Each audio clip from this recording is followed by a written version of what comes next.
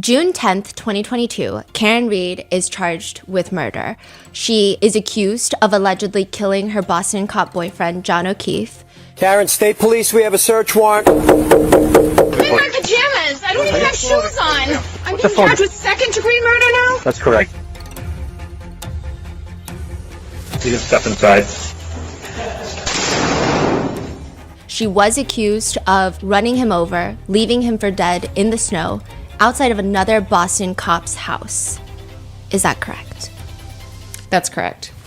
For the past 3 years, Karen Reed has gone through a murder trial, a second murder trial, and finally, June 18th, 2025, she is acquitted of murder.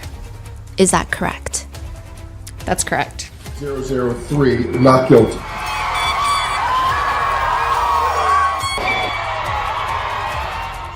And this is her first formal sit-down interview since the acquittal. Welcome to Rotten Mango, Karen. Hi, Stephanie. You were facing life in prison. Yes. June 18th, you get acquitted.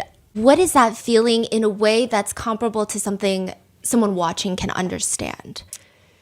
It's probably the opposite of what someone watching would assume I felt. I am still not quite living in an acquittal world.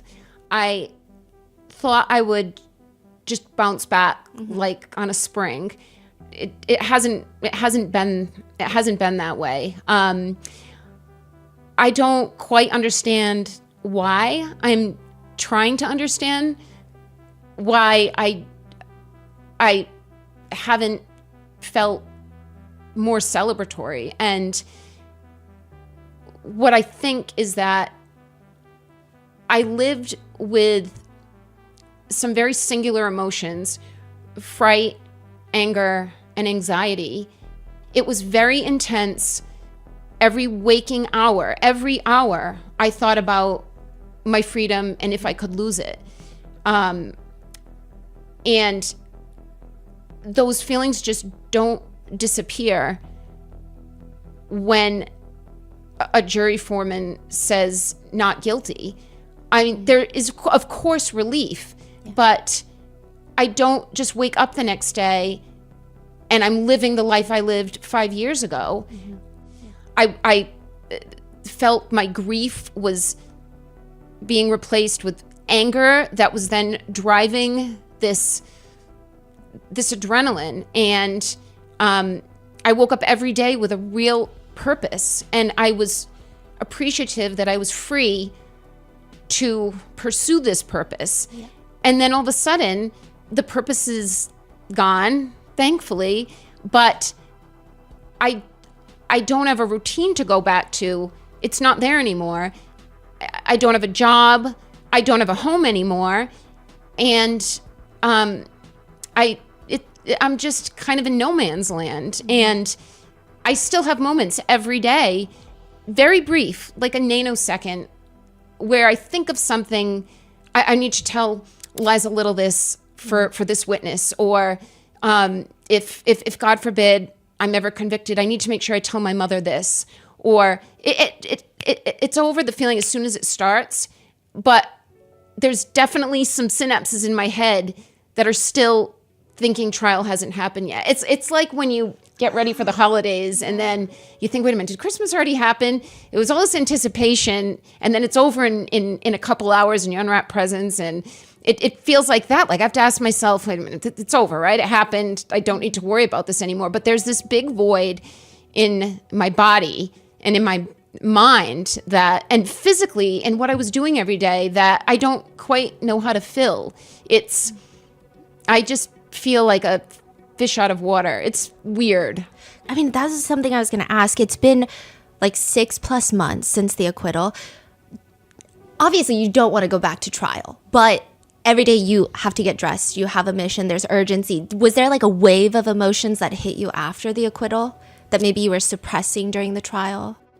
The acquittal feels like 3 years ago. When you say 6 months, it's like, oh my God, has it only been 6 months? I already feel like it's been many seasons and many things since then. I've had such an amazing network of support, more than anyone could ever ask for in this circumstance. Emotionally, when I needed to let things out, I had people around me that I could lean on. It was more physically that I didn't have physical appetite. I didn't have the physical energy I had during trial. I've felt just kind of lackluster and just relaxed, but not this drive. Like I feel like I've lost some of this drive, and it feels like it was just a prolonged response to what the government did to me. That I've had these endorphins pushing me, getting me out of bed, keeping me up, working on witness prep during trial and motions in between trials. And then it just shuts off. It was like this supply I had that never ended for 4 years. And now it's gone. So I feel physically, I'm paying for it now. Like I've got to relearn how to get a regimen and how to source energy and drive every day. Yeah. Maybe, hopefully not ever like it needed to be before June 18th, but some kind of even keel. I haven't found that yet. Do you like wake up in the morning ever like, oh my God, I'm late to court? And then it's like, okay, I don't have trial. Like I'm free. I think I would if I were I live with my parents most of the time. So I'm not in the environs that I was in during court. But if I stayed at the Marriott in the Seaport, the Residence Inn, I may feel that way. I do get those moments of something that I want to tell one of the lawyers, or I want to remember, like, oh, these two dots connect. And then I realize, no, we don't need to know those dots connect anymore. We already addressed it. Thank God I don't wake up thinking I've got to get to court. I wake up feeling very fortunate that I'm not court ordered to be anywhere anymore. It's very frightening to know you are court ordered. This is not a job or school where you should be there. It's best that you're there, but no one's going to come arrest you if you don't go. And this is 2 trials plus 100 pretrial hearings that I am court ordered. It doesn't matter how I feel physically or mentally. I have to be there, and I have to be there sharp because I'm a member of this team. So it's amazing waking up knowing no one is going to force me to be anywhere today. What did you do the first 24 hours though after the acquittal? Like 24 hours, what was that like? The first 24 hours. 2. What say is the defendant at the bar not guilty or guilty? Not guilty.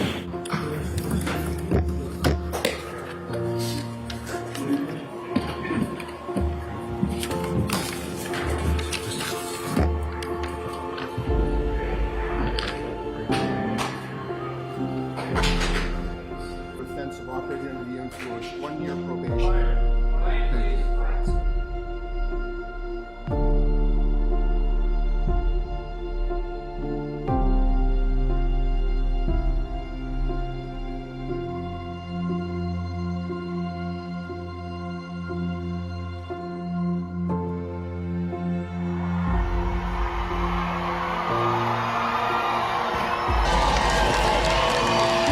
Karen, what is life going to be like for you now?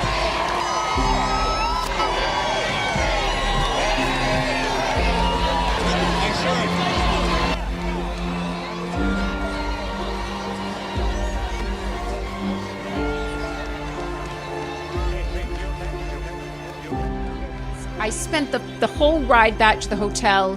We were hearing from people at the hotel that the press and the neighborhood were already starting to gather in the parking lot. The hotel we stayed at was like a boutique style residence in a very lovely neighborhood in Seaport of Boston called Fort Point. And the local businesses, the restaurants, there was a residential building just across the street from us. It was almost the size of an alley, a very narrow street. And coincidentally, when I was in my 20s, I lived in that building. When we came back from the hotel, we tried to lose the press a few times, and I think we ended up going in a side alley door to the hotel. But I went to my room. David's room was below me, and I looked across the alley, and there were residents in the apartment building next door that had put congratulatory signs in their windows. Somebody put something with Yannetti's name. They must have known David, because it was only, well, I guess Alan was up in a corner as well, but it was a window directly. David was below me. It was right adjacent to David's room, but FKR or congrats Yannetti. So there were people that we had met in the neighborhood that were congregating. A restaurant nearby, I had orchestrated with them. I didn't make any plans until I was acquitted, because there was no way I was gonna set up any kind of dinner before I actually knew I was gonna need that dinner. So I called a restaurant in the Seaport. They gave us a private room. We had been there a few times during trial, and they were amazing. No one knew we were there. And it was my immediate family, my cousins who I'm particularly close to, and my legal team, and my local lawyers brought their families. And that was a very long 3-hour journey. It was very overwhelming. My phone was blowing up. I wanted to decompress with my parents. I barely even got to speak to them. And the waiter's coming over and asking if I wanted to do a la carte desserts. And I'm like, I just really want to go back to the hotel and lay on my bed.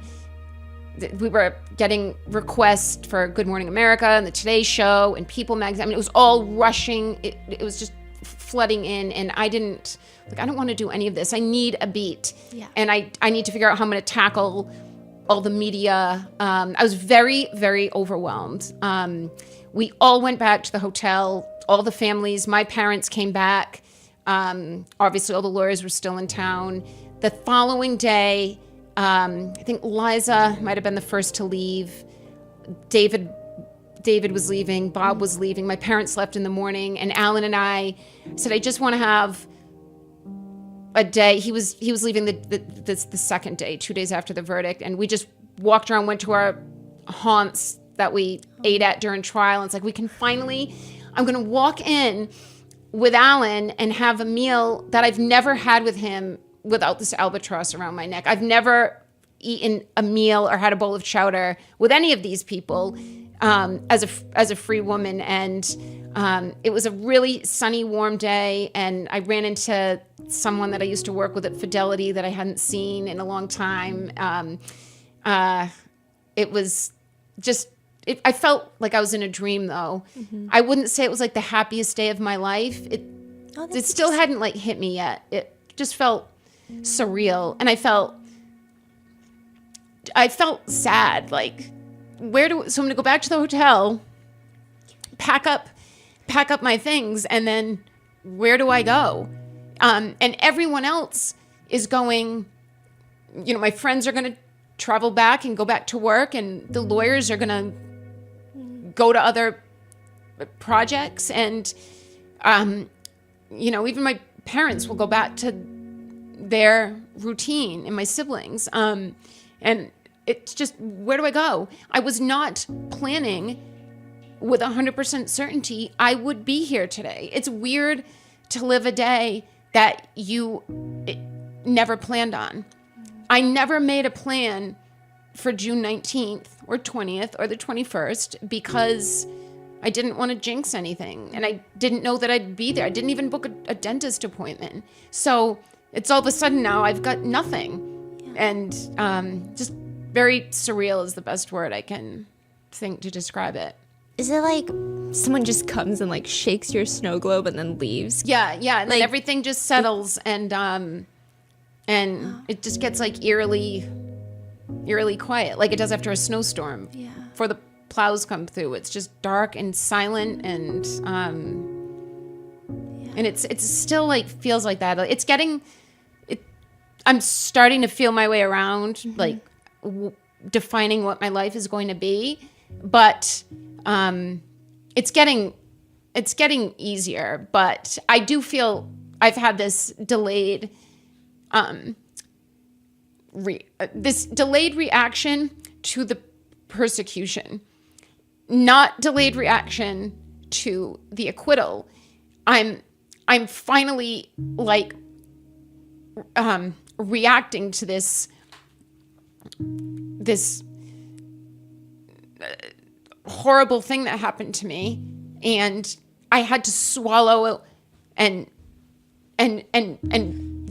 roll with it, and now I'm digesting it. Like I swallowed something horrible, and it's just sat in my body, and now I'm finally breaking it down. I feel like I'm having to address things that I swept under the carpet. Like emotionally, it's you just, your body kicks into this fight or flight, and my body is very good. My mind is very good at kicking into fight. I work very well under stress and pressure, and it got even better. That characteristic got refined during the last 4 years. But you can't do that to your body and to your mind without paying the piper eventually. Yeah. And I feel like I've had to do that. Have you ever dealt with depression during the trial, even now? No, I've never really dealt with it ever. I don't know if it's depression or if it's like PTSD. But no, I didn't feel, I was angry most of the time. Angry, and I felt very lucky that it's a disservice to the people around me, who are the most amazing people anyone could ask for. And I'm not inclined to depression, so I'm not surprised. I mean, I went through a normal grieving process, but I didn't feel down that I had to sell my house and everything in it that I curated myself. I felt, and I had a conversation with Alan that don't look at it as, the government is robbing you of this. Like they're using your taxes to prosecute you, and you're having to go through every asset and liquidate it.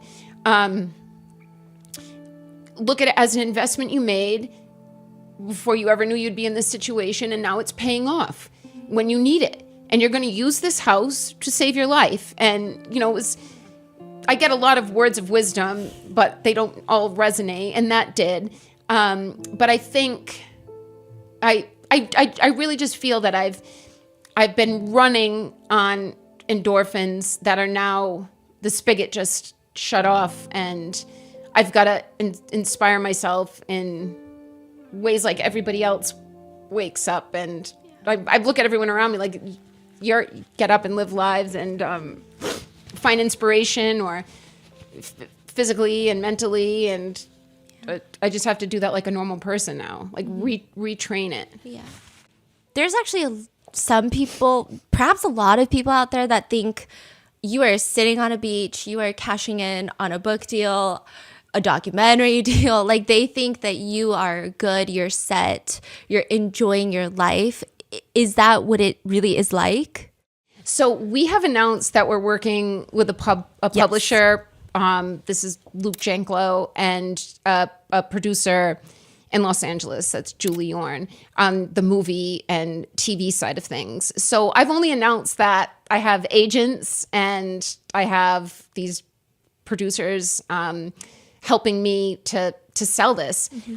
I have made nothing on the documentary. In fact, I lost trying to fight for a piece of the proceeds from the documentary. I went into the documentary thinking that there was this Son of Sam law in Massachusetts, which prevents defendants from profiting. Or, you can't commit a crime and then write a book from prison and send your kids to college on the back of this crime. Mm-hmm. There is no Son of Sam law in Massachusetts, which we found out in the middle of making this deal with the documentaries, which was great. So I can get paid at any point in this legal process, even if I were convicted. We were not paid. I was not paid. No member of my team was paid anything from the documentary. It was very legally involved. I believe I was misled and taken advantage of. And we gave the documentarian our all. I did not see the documentary. I watched the end of the final episode. I don't know if there are 4 or 5. David, several people told me there was a nice moment with David and me at the end of the last episode. So I did watch that and I liked it. And then I watched, Dave and I said goodbye at the hotel. And then the documentary ended with me in my basement at the house I no longer live in with all the legal boxes, because the documentary ended at the mistrial. So I think she was trying to show, here I am just back stuck at go again with our paper shredder and our printers. And I think I was like vacuuming the floor. And I was like, all right, I've seen enough. People close to me who watched the documentary said, based on what I had predicted it would be, it was not that. And I thought, this documentary experience has not been fun. It was incredibly invasive, which I knew it would be, but we still gave them more access than they could have ever hoped for. And she, the documentarian, I feel went out of her way to excise us from enjoying not one dime of the proceeds. And based on what little I saw and what I've heard of the product, I don't need your money. You know what you did. You know what we gave you every day. My family, you were in our living quarters. You were in the SUV with us every day. You know what we gave you, and you know what kind of story you had from us, and you used us. You know you did. And I wish just never to cross paths with you again. I will tell my story with more control. We don't have a book deal. I think Alan and I will be co-authors on a book. There will be no book written by someone, even with just some creative input by me. It will be written by probably 3 people, a professional, and then Alan and I will be helping to tell the story. So I want this to be a story about corruption. I want to have some impact on the state where I've lived most of my life and where my family's from and where we battled this.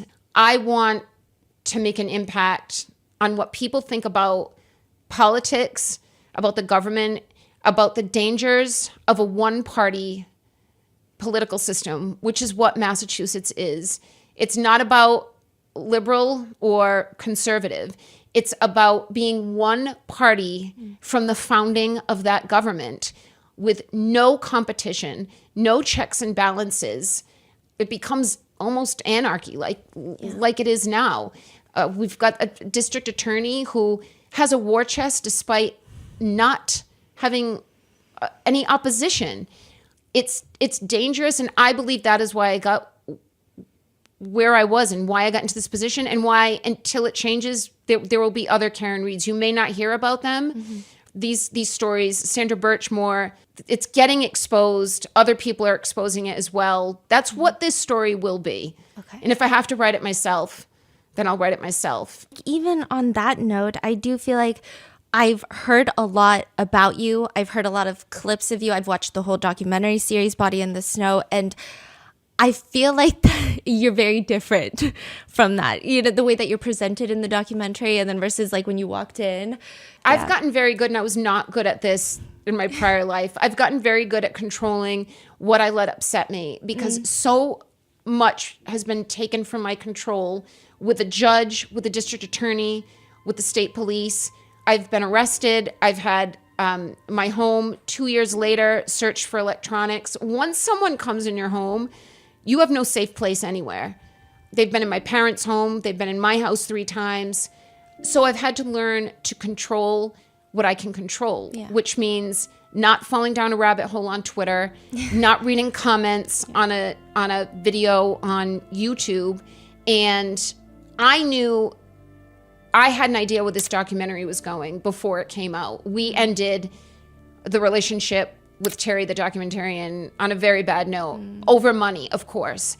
I had former students from Bentley. I had former colleagues. I had friends that traveled on their dime to interview for this documentary. These are people who knew me in all sorts of facets of life that I was then told those interviews didn't make it in. They didn't make it in, yeah. But John's sister-in-law, who, to the best of my knowledge and to everyone's knowledge, I would guess, knows they didn't have the tightest relationship. Or a friend of his, there's been 2 friends of his I have never met. I was with John nearly every day for 2 years. I had dated him 20 years before that. And there's some guy and an old girlfriend who I never met. This is the closest you could find to John, people who never saw John and me interact. And yet I gave you friends, I gave you people from my parish, students, colleagues, and none of it made it in. So when the documentary came out, and I can't even remember when that was, I made a concerted effort. I will not watch that. What is the point to get upset? Because I know what didn't make it in. And people come up to me all the time that I saw the documentary. It was, wow, what a story it told. And I can't believe what you went through. But my family and friends that saw it, no one's raved about it because they don't feel it portrayed me. But I'm not surprised I was cast in a light that is not realistic. Yeah.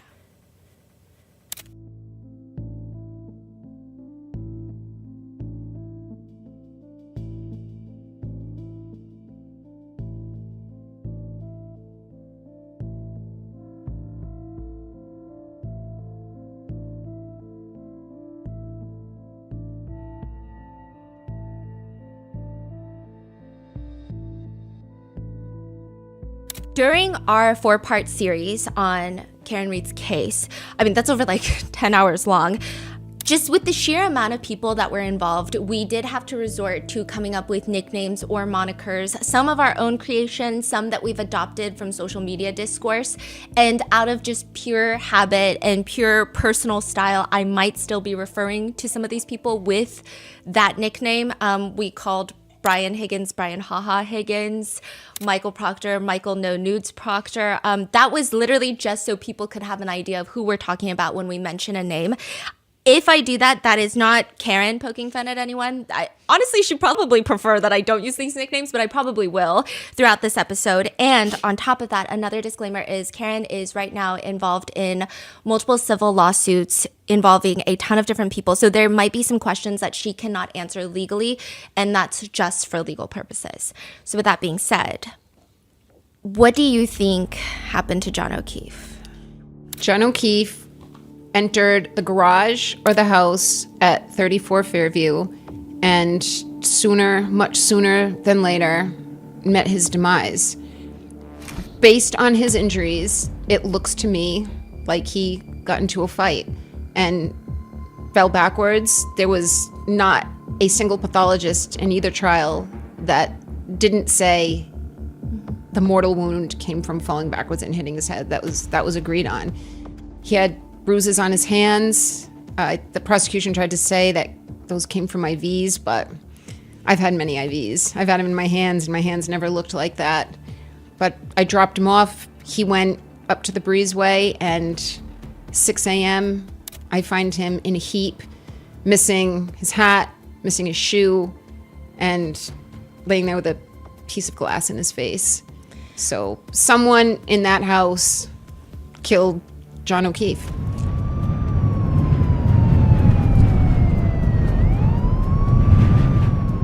The Alberts have stated that they were asleep. And there's footage of you. There's body cam footage of you, like, screaming, dash cam footage. How loud were you screaming? Because there's all these comments about, oh, the wind, the blizzard. I've done research, and my understanding is that the snow can muffle sounds. I don't need to wonder if Brian Albert and Nicole Albert were awake. According to the Commonwealth's own witness, mine as well, but theirs as well, Ian Whiffen, Nicole Albert at 5 a.m. has an answered phone call from Jen McCabe. Answered and deleted. Furthermore, Nicole Albert at 6:07 a.m. and 6:08 a.m. has 2 more phone calls, each lasting about 7 seconds, from Jen McCabe, answered and deleted. This is not conjecture. This is not my theory. This is in the data. Pour over my phone records. By the way, I had no deleted calls, no deleted Google searches. I actually didn't have any Google searches at all. But I know from the data, according to the data, unless the data is wrong, and this is Celebrite, was just used to help convict Brian Walsh of murdering his wife. The same Celebrite used by law enforcement globally is telling me that Nicole Albert's phone answered a call from her sister at 5 a.m. and then 2 more at 6 a.m. So that would lead me to assume that Nicole Albert was awake. Have you guys ever tried to recreate the quote-unquote butt dials?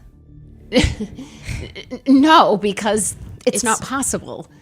It's not possible.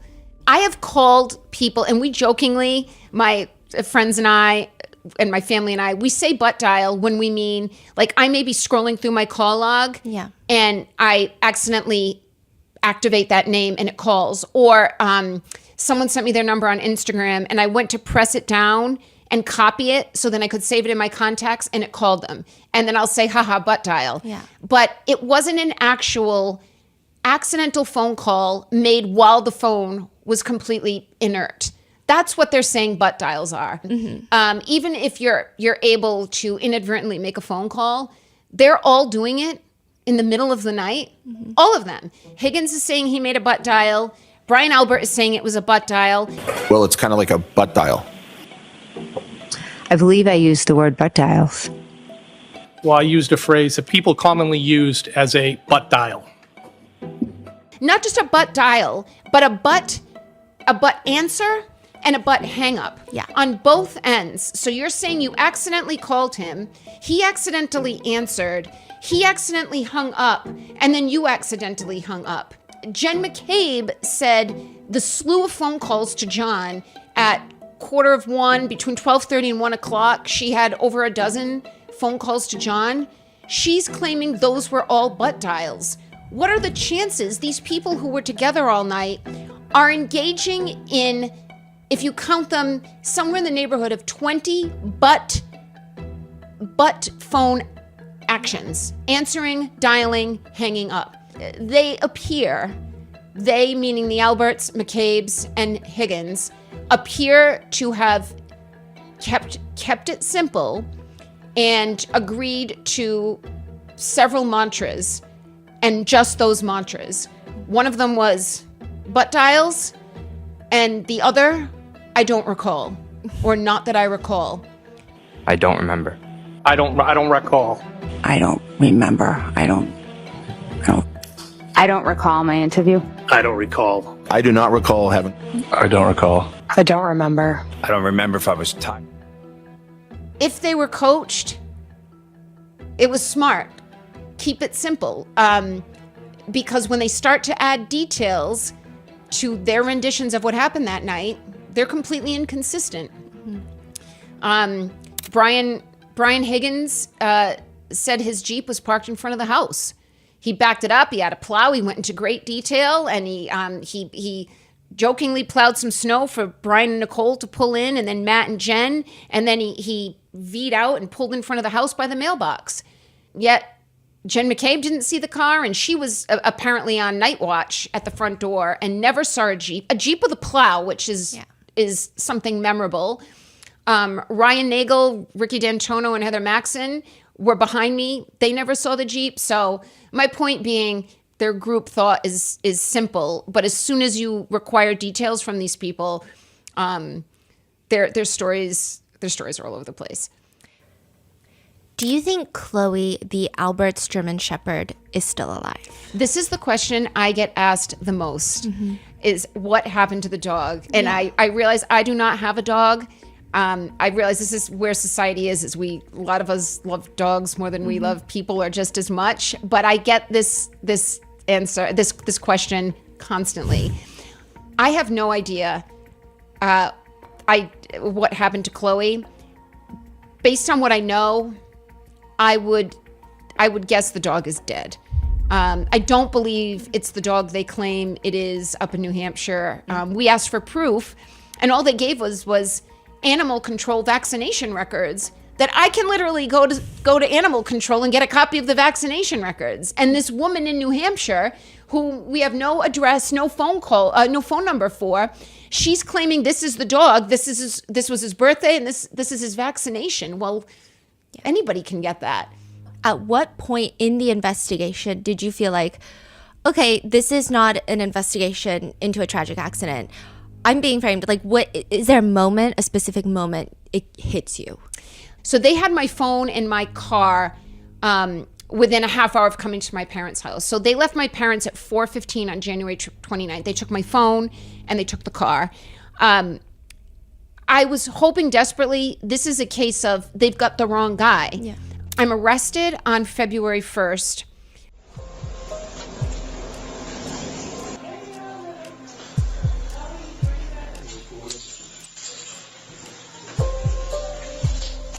I spend the night in a holding cell, and then I'm arraigned the next morning.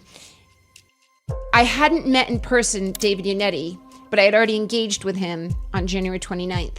He comes to the holding cell at the courthouse in Stoughton, and he has one copy of the police report that Michael Proctor authored.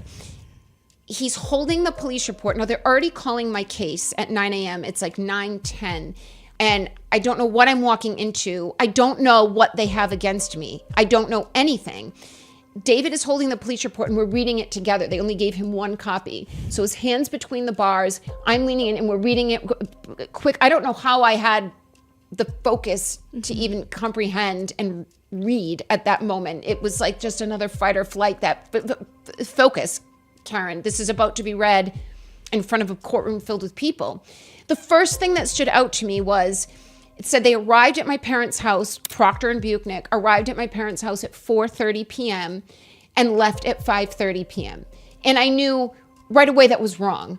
I've lived in New England most of my life. 5:30 in the middle of January is pitch black outside. 4:30 p.m. is almost pitch black outside. And I knew when they left my house, my parents' house, it was still somewhat light outside because I remember watching the flatbed with my truck go by the front window. I knew they had gotten to the house around 3:00, and I knew they weren't there for 2.5 hours. So I thought, well, maybe this is how police reports are written initially in a cursory fashion, that they're approximate times, and then we can tighten timelines later. But that always bothered me. And then every affidavit that was accompanying every seizure of evidence after that kept saying the same thing, that on January 29th, we went to the house in Dighton at 4:30, we left at 5:30. So that was the first time I thought, all right, we're dealing with very sloppy, imprecise police. That was my first inkling that this isn't completely ticked and tied. After I was released from the arraignment on February 2nd, that evening, David Yannetti called me and said he had gotten an anonymous phone call from someone saying, you need to pay attention to who lives in the house. I had not even thought about the Alberts. I not one way or the other, just that I knew that was their house and they had been with us the night before, and I had met them for the first time a week before that. So it was very early on. I've been lucky that very early on and at regular intervals since, I have been given gifts of information that helped buoy me. Yeah. I can't tell you, hearing that information from David, so of course, as soon as David says, this anonymous caller says, look at the owner of the house, I start Googling Brian Albert. And it's within seconds, I find a Google video of him in a boxing ring beating people up.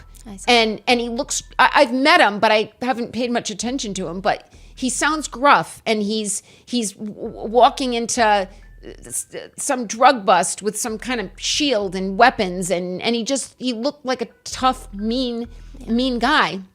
Mind you, though, at this time, I didn't know John's injuries in detail. When I found him, he had a cut on his nose on his left side, and he had a cut above his right eye. He had blood coming out of his nose, and his eyes were like eggs. But I didn't know if he had broken ribs or his femur was sticking out of his body. I mean, it didn't seem to be, but I didn't know if he had internal bleeding. I didn't know until I saw the hospital photos in May how obvious it was that this body was not hit by a car or anything like a car, and this body looks like it was beaten up. So it was every couple months. So we got that tip. We didn't get much. March and April of 2022 were very tough. John was in my life so much, so thickly, and then he wasn't anymore. It was the only relationship I've had, and I've had many that, I mean, I'm 45 and I've been dating since I was a teenager, that ended with such finality. I can't call him when I'm out in Boston at 1 a.m. when the bar closes like I did when I was in my 20s. I can't miss him in a few weeks and say, just thinking of you, or can I drop by and see you? I've never been forced to deal with such finality. I've never had a death that close to me. So March and April were difficult. There just wasn't anything going on. We weren't getting any police reports. I still didn't know what they were using to charge me. And it was in May that they finally released the photos that were taken of him at the hospital, and then the autopsy, with two different events. And it was very obvious to me, this is not what they're claiming. There's a cracked taillight on my car, and John is pristine from the neck down, with the exception of his right arm. And coupling that, and David continued to get this anonymous tip to look at Brian Albert. Coupling those together, it gave me hope that I may be able to figure out what happened. We saw the footage of the second arrest, which was probably one of the more shocking pieces of footage connected to your case.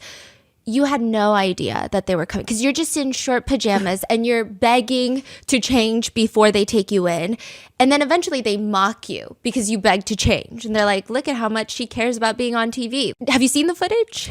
I have seen stills of it, but I've steered clear. It is very difficult for me. And I've warned my parents not to. I think my dad just watches everything, but I've warned them not to. I'm being charged with second-degree murder now? That's correct. I have no idea what this is about now. This is about the same exact incident, okay? Where's the medication? Can I use the ladies' room? I understand. We're going to get Call all your that. parents and they can come over and retrieve any item you need or want. Yep. I can't put... Hold on. What about the shoe wear? What kind of footwear do you wear? Anything, but can I... These are... I don't even have underwear. Can I put pants on? Again, your parents can come over here and retrieve anything. We'll get that medication for you. And Can I put pants on, please? Can you just step over the side, please? Where are your pants? At the foot of my bed. Can I just have a pair of Sergeant, jeans? we'll get those. In the meantime, let's follow this trooper right here, all right? But where can I put my pants on? At the barracks. Can I put them on before I go out of my house, please? Ma'am, that's not part of our procedure. Once someone is Can we put pajamas? But you have a chance to change. Through the barracks. Have a seat there for me.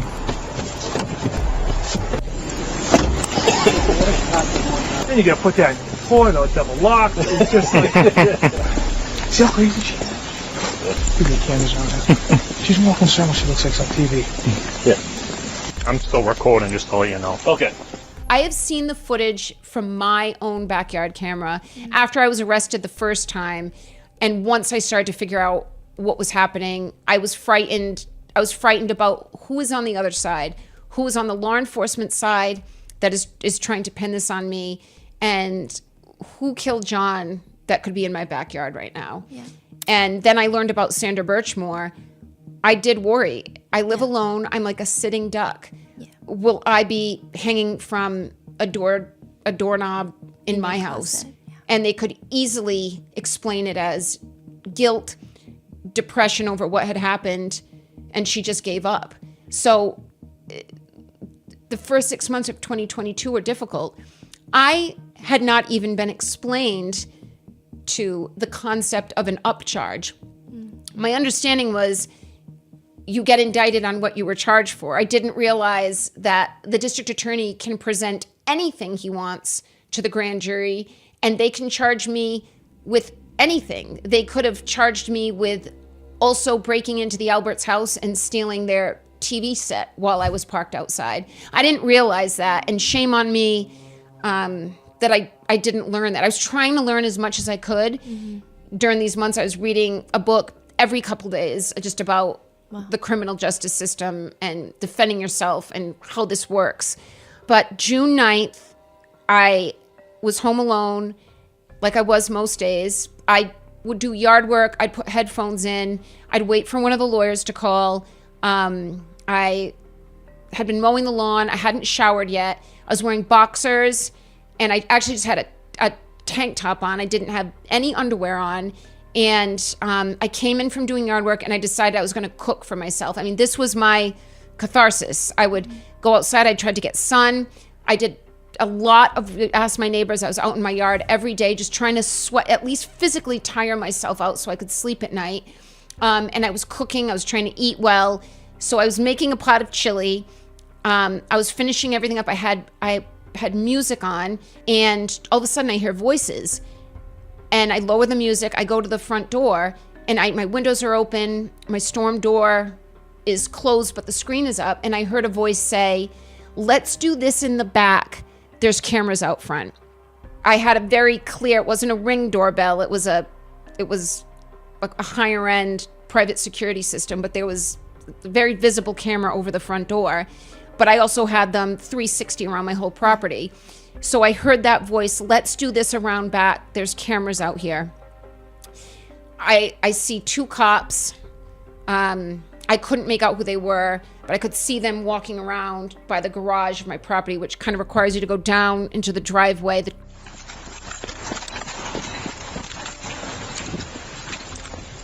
garage sits under the house, and then up a hill into my backyard. So I start shaking. I look out a window. I see there's a Mansfield, the town I lived in, Mansfield, Massachusetts, cruiser, and then I think two unmarked cars. Maybe there was a third. And I thought that something's happening. The first person I see, now I'm looking out the back window. I'm reaching for my cell phone. I see Michael Proctor in plain clothes walking by himself. Now he's soon to be followed by Buchnick and another state trooper, I believe, and a Mansfield cop. I think the state police have to call in local assist whenever they're in a different jurisdiction. Oh, she's out back. Outside? Yeah. There's somebody in the house. Yeah. For a split second, I thought Michael Proctor was there to hurt me. I had no idea. Why is he here? Why is he in plain clothes? Why is he at my back door, which is almost in the woods? There's no inviting path to my back door. You'd have no reason to go looking for my back door. I called David Yannetti, and it's just like a dream where you just can't dial the number, or you're trying to text and you can't get the text right. And it's like that in real life. Like, your hands are shaking, and I think I dialed his number like 3 or 4 times before I finally was able to dial it correctly. And I said, "David, Proctor's here. There's police here. I don't know what they're doing." And I can't remember if David told me that he had just gotten a phone call that I was indicted, or if he guessed they may have just indicted you. I knew that they were close to, I was hearing through the grapevine that people were testifying. So I can't remember exactly what David said to me. I think I either called my dad. I think I called my dad. And I said, "Dad, I think I'm getting arrested again." And my poor dad, I know that was one of the worst moments of this whole thing, because we were just completely bewildered. Yeah. What now? So I take the phone, It's still dialed in. I'm connected to David.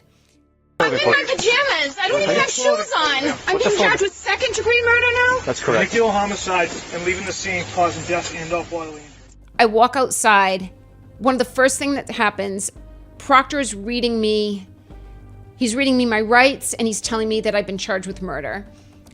And Buchnick, in the middle of all this, I'm on sensory overload, but I'm trying to absorb what's going on. Buchnick takes my cell phone and goes, I'll be taking that. And he puts the cell phone, still connected to David Yannetti, in his pocket. There is no search warrant for that phone. That is not the phone I had on January 29th. They already have that phone. So they did, for some period of time, have my replacement cell phone, and who knows what they did with it. I know when they took it, there was an active line open to David Yannetti. So I know when Buchnick took the phone, there was at least an open line. So while Proctor's reading this to me, the indictment and my rights, he starts pinning my arms behind my back, and I'm trying to move away from him because I still don't understand. I've done everything. I've shown up at every hearing. I'm at my house. I haven't broken the law. I haven't driven. Why am I being arrested? I did hear the word murder, so there's gears grinding in my head that something's gotten worse here.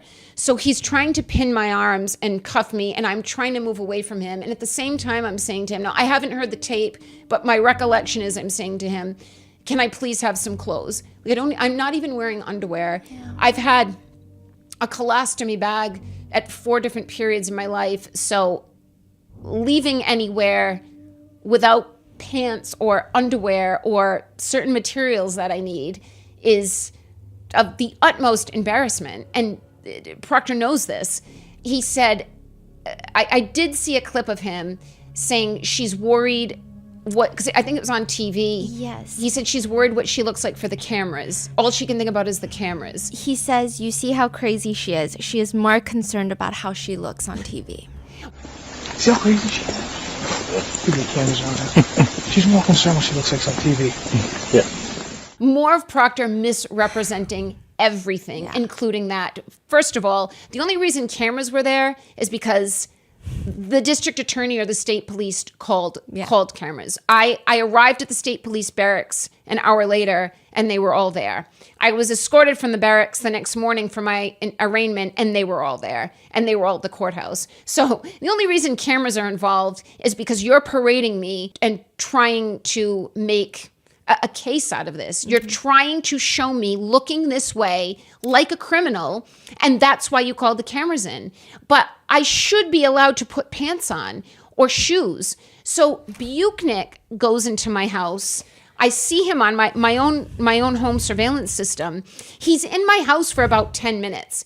I told him where my closet was, where the room was. I have a bunch of suits. I was a professional wearing suits and professional attire my whole career. I have a closet filled with these clothes, and I directed him to that closet. He instead goes to the barracks with a pair of flip-flops. I don't know where he found them from. My Havaianas that I wear to the beach, and ripped jeans that I had just taken off from mowing my lawn. They had holes. They didn't cover my ankles. I would never wear these jeans. The grass stains. All right, here's all our medication and shoe wear that she wants. I'm gonna turn off my camera here. I can't remember if they gave me the clothes to wear that night in the cell or if he gave them to me before I went to court in the morning. A girlfriend of mine came to the barracks in the middle of the night with court clothes, with black pants, a black top, and black shoes.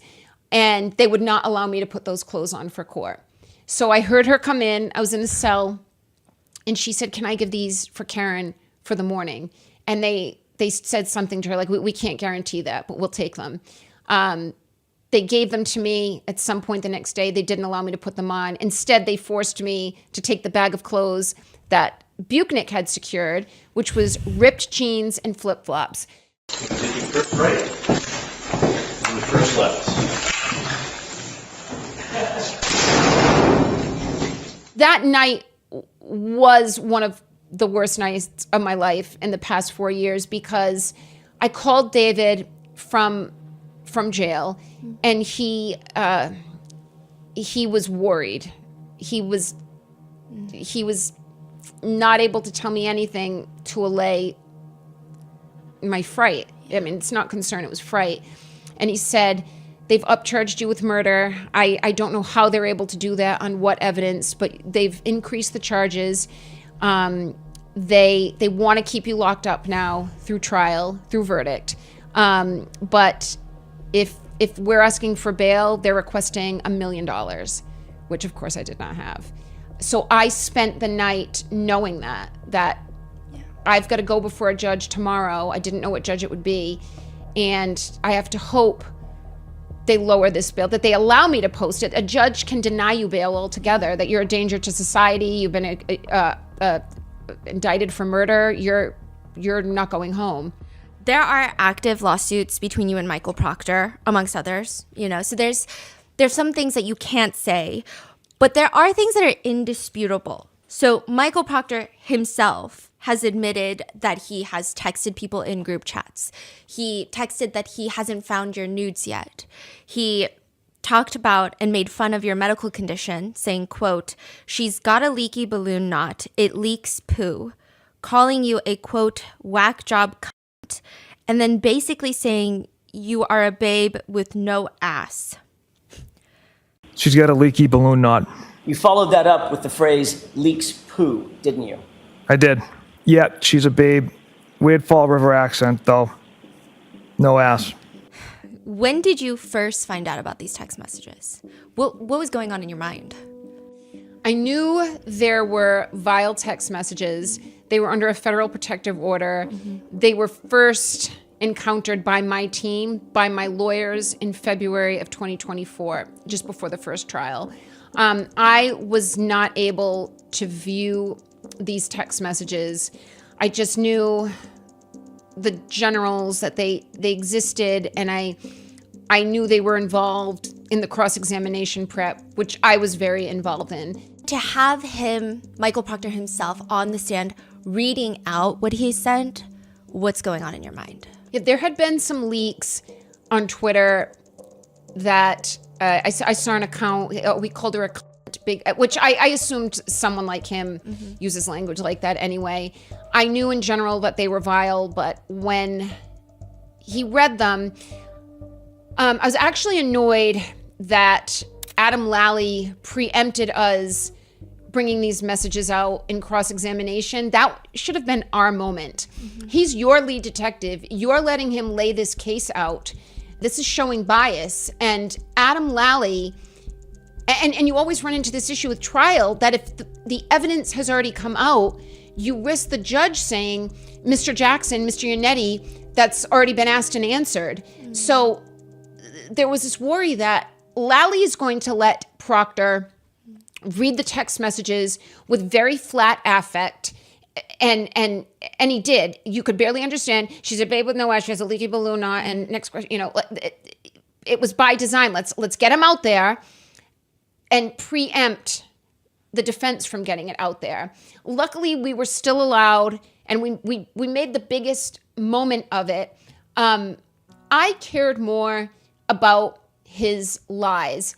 What he said about me and my anatomy, it's disgusting, but it did not embarrass me. Michael Proctor does not have the ability to embarrass me.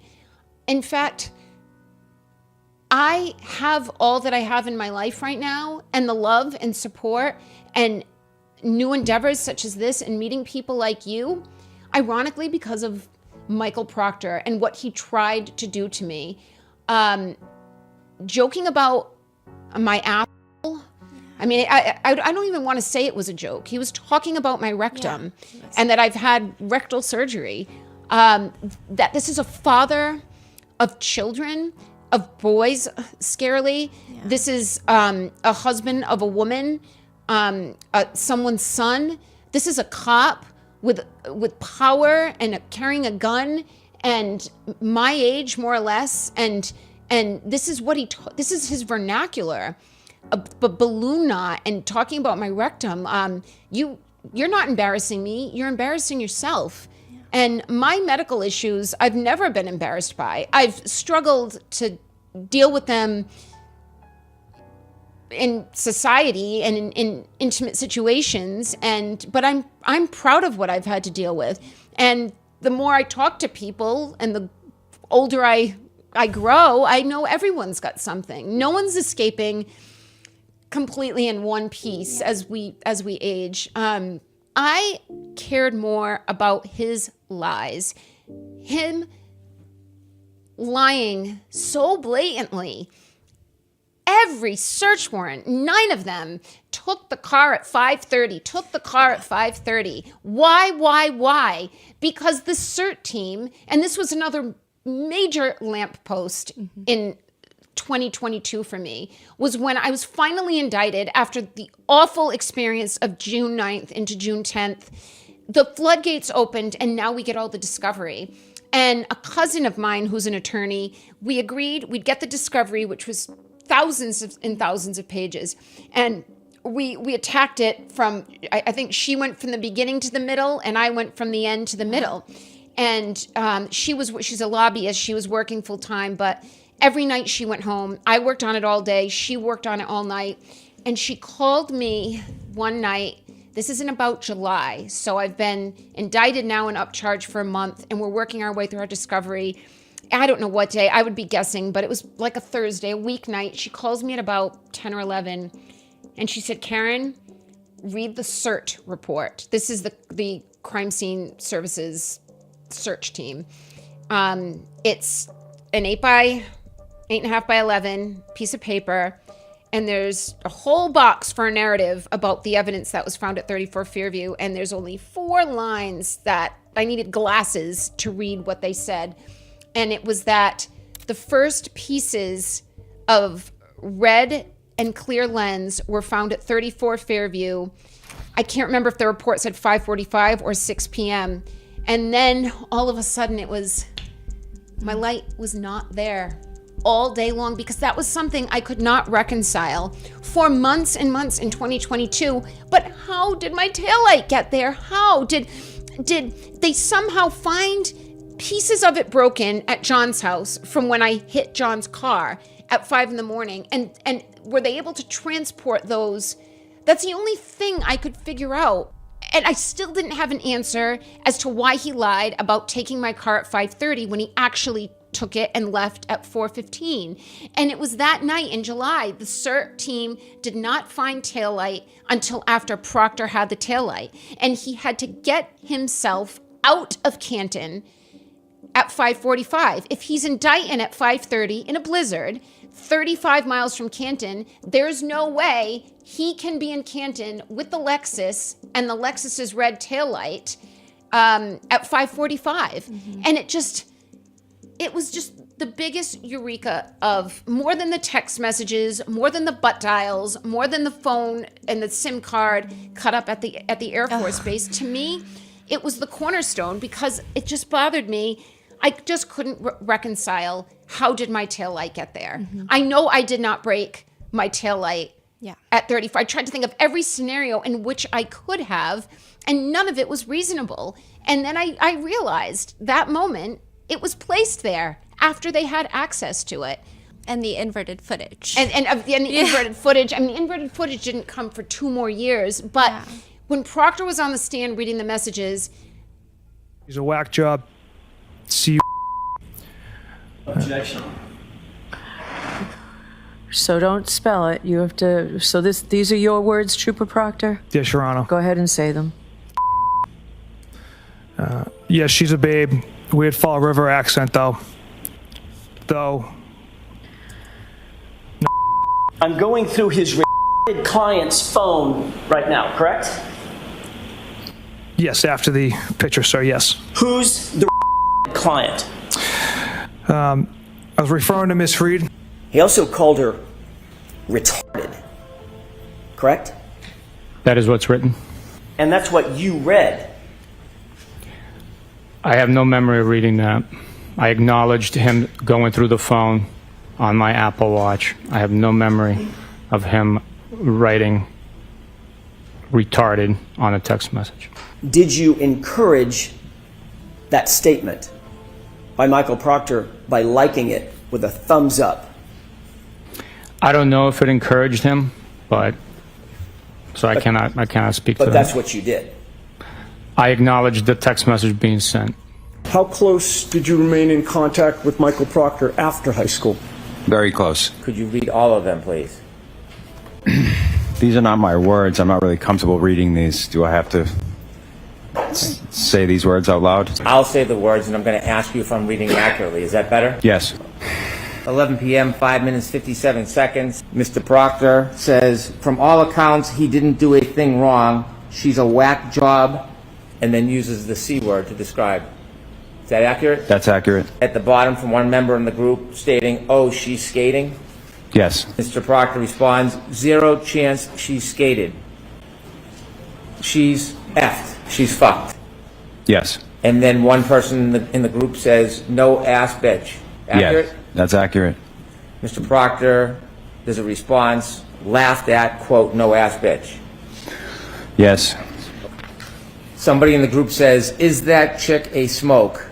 And then the same person follows up with a question mark. Accurate? Accurate. Mr. Proctor responds, E-H. Yes. Nut bag, as my chief would say. Yes. She's got a leaky balloon knot.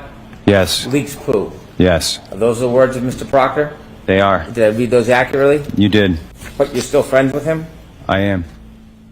He could be a pig and I could still be guilty. That's why I wanted the focus of the jury to be on Proctor's lies and the actual framing and how was this orchestrated, and not on the fact that this man is a vile pig who talks about people's rectums. You could still have a guilty woman and just a very unprofessional investigator.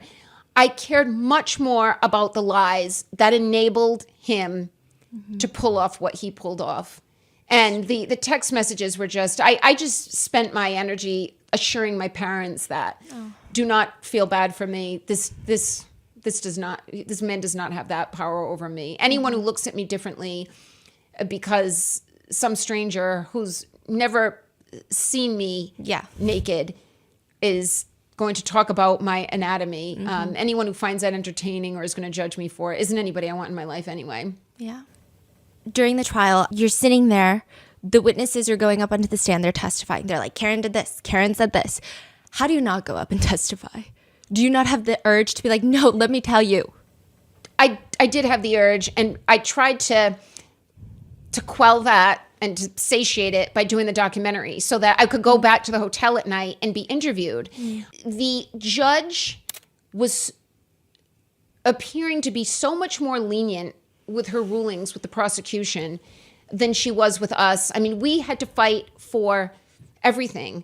And it seemed to be a one-way street, that there was a worry if I testified, the prosecutor, especially Brennan, he seemed to be given even more latitude than Lally was. He did this with our witnesses. He was putting words in their mouths in his questions of those witnesses. Not exactly, but for example, something like he would say to Dr. Wolf from ARCA, so after a car has backed up 60 feet at 20 miles an hour and damaged this arm, then did the car keep going? Like you can't testify for the witness. Wolf has to agree that car, I can't remember the numbers anymore. I used to know them with precision and now I don't, but he would ask a question and insert the answer he wanted, which he shouldn't be allowed to do, but he was. So there was real risk. Same with risks putting Proctor on the stand, that we're not playing by the same rules, that Brennan was just so unethical in his questioning. I was really all right. I had lived 3 years before the first trial of long hearings, battling for things. I was getting used to it at this point. I don't think the public really started paying attention outside of the local market. Really started paying attention until trial. But we had hours and hours of hearings for 3 years, including 2 arrests where I was in chains, shackled and handcuffed. So I had gotten very good at venting to the people that were there to be vented to. And I knew if I can escape this hell, I will be able to get my side out. So it wasn't as bad as people think. Like, how did you watch this person and not scream? I felt very close to God.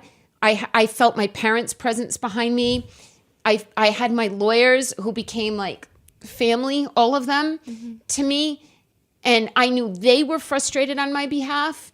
And I knew the public, especially by the second trial, the public knew what was happening, that Karen, this isn't your scourge. This is not your cross alone. Everybody behind you and around you is carrying it. Do not let it eat at you. Yeah. Do not let that person control you. They were all so repetitive and so like one another. Like, I don't recall, and it was the defendant. And I wish I'd known. I wish I had gone outside. And it wasn't laughable. It was very serious, but it was very predictable. And I hope it was transparent to the jury. And apparently it was to both juries, because I was acquitted both times. Yeah. Did you get a vibe that Auntie Bev did not like you? Yeah. Judge Cannoni. Yes. I felt that Judge Cannoni did not. I felt that she had a personal animus towards me. Absolutely. I felt it very early on. In our early hearings in 2022, we wouldn't be called right away because there were other cases. They started prioritizing us, and we were drawing such crowds that when we would have a hearing, they would get it started very promptly to help clear the courthouse, get us all in and get us all out, get the media out, and then hear other cases. But early on, when it wasn't attracting a big crowd, we would wait our turn, and there'd be other cases and other defendants called. And I was sitting at a hearing, I want to say it was September of 2022. It was like the first hearing that Alan was on the team for, and we were sitting in the back row, if you're looking at the courtroom on the left side, waiting, and there were maybe 4 other cases that she called, and every defendant, it was all 4 men, maybe 1 woman. Thank you for being here. Thank you for dressing professionally for court. She said this. It was on repeat for every. Thank you for being here. Thank you for dressing professionally to court. This happened multiple hearings. She never said it to me. There were moments that I felt she was ruling unfairly, but as far as not liking me, that was the first indication I felt she may not like me personally for some reason. And then there was a moment with the verdict form in trial 1 where, I mean, your viewers need to see the verdict form if they haven't, that they then tried to present in the second trial. Again, this verdict form, it had, just by setup, it had the word guilty 8 times and the word not guilty 3 times. It's visually confusing. It's visually confusing, and it's prejudicing the jurors to think I'm guilty because they just see the word guilty so many times. So Alan is arguing with the court and with the clerk that we want to revise this verdict form. And she's arguing this is how it's always done, Mr. Jackson. This is how it's done in Massachusetts. I mean, that was the topic of what was happening at the time. And she just kind of dismissed it. And we're done here. And I went, just like that. And she said, is this funny, Ms. Reed? Okay, I disagree with you. All right, excuse me. This is funny, Ms. Reed? All right, we're done. All rise for the court, please. I think it was prejudicial towards me, the defendant, that she chose to characterize my exasperation as making a joke of the proceeding. Is this funny, Ms. Reed? My jurors and the media heard that, and that was a gross mischaracterization. Judge Cannoni knows exactly what my reaction was. It was one of disbelief and exasperation and frustration. And she addressed me. I have lawyers here who speak on my behalf. You can address my lawyers who can address me. But you addressing me directly is baiting me to then respond to the court, which will not end well for me. But those, and the list goes on, but her calling me out, like, she knows what I'm going through right now. Yeah. She knows how difficult this is for any defendant to stand trial. When the verdict was read, we were prepared for a sentencing hearing. So my legal team in the days of the verdict watch was split up into two groups. At the hotel, Alan had a suite at one end of the top floor, and Bob Alessi had a suite at the other. And we had two teams. Liza, Evan, Alan, and I were working on the closing argument. David, Yannetti, Bob, and Sophie and Sydney, two of our interns, were in Bob's room working on a sentencing hearing. So if, God forbid, I was convicted of anything, which we thought there was a likelihood I could be convicted of the OUI based on how the first trial ended, hung up, looking, jurors were telling us they were looking for an OUI, not a manslaughter OUI, but just garden variety OUI that was not there. They were working on sentencing that if I was convicted of OUI, we fully expected, I did anyway, my lawyers were split, that Brennan would ask for the maximum 2 years. So it was such a difficult decision to put the OUI on the slip because I felt I was almost guaranteeing I was going to go to jail. That with this district attorney and this judge, if I don't put OUI on, the jury is forced, if they want to convict me, it's going to have to do with John's death. But once I put OUI on, just drunk driving, I'm much more likely, based on the evidence, the blood alcohol taken from the hospital, I'm more likely to get a conviction. And while I'm not facing life in prison, I could be facing 2 years in prison. I had to have, I got about a dozen character letters, they're called, of not friends and family, but teachers I've had, students I've had, coworkers of mine. And the character letter has to be written on the premise that you are guilty. You're not arguing for my innocence. You have to accept the conviction, but then argue for the judge based on my character and what they know about me personally, that she should go light on sentencing. So I'm in one room preparing for a full acquittal with Alan's clothes, and then I'm running down the hall and making sure all the letters, the character letters are getting printed, and we have case law for the judge that this is a first-time OUI. What do you do for a first-time OUI? You suspend their license and they go to a drunk driving class. If Brennan, which we expected was going to argue for jail time, we had to have a robust motion in opposition. Why not? So the verdict is read. I'm relieved, but I'm still waiting. After the final not guilty, the leaving the scene was read, I still have sentencing because I was found guilty of the OUI. So Judge Cannoni looks at Hank Brennan and says, and what do you recommend for sentencing? And this was almost more shocking than the verdict. Truly shocking. Like, I had expected it, if I had to bet an appendage, had thought if I was convicted of OUI or anything, Brennan would ask for the max sentence. And I thought she would split the baby and say, well, the max is 2, I'm going to give her a year, which is still devastating. So she looks to Brennan and he says, the Commonwealth recommends 1 year probation with a suspended license. And she looks at him and says, same as every other first-time offender. And he goes, same as every other first time. And it was like the most charitable thing. Actually, not even charitable. I'm miscalibrated. It was fair. You're not used to that. Hey, Mr. Brennan, what's the Commonwealth's recommendation? Your Honor, the Commonwealth moves for sentencing. We recommend probation, 1 year, 24D program. So the standard that everybody else gets on their first-time OUI? Certainly. Okay. We ask that she be treated no differently, no better. So I'm happy to do it.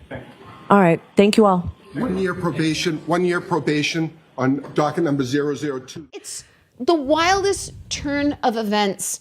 I couldn't believe that this man, Brennan, was just arguing in his closing argument 2 days earlier for me to spend my life in prison. And then he has a moment with a judge that seems favorable to him, to send me to jail enough to hurt.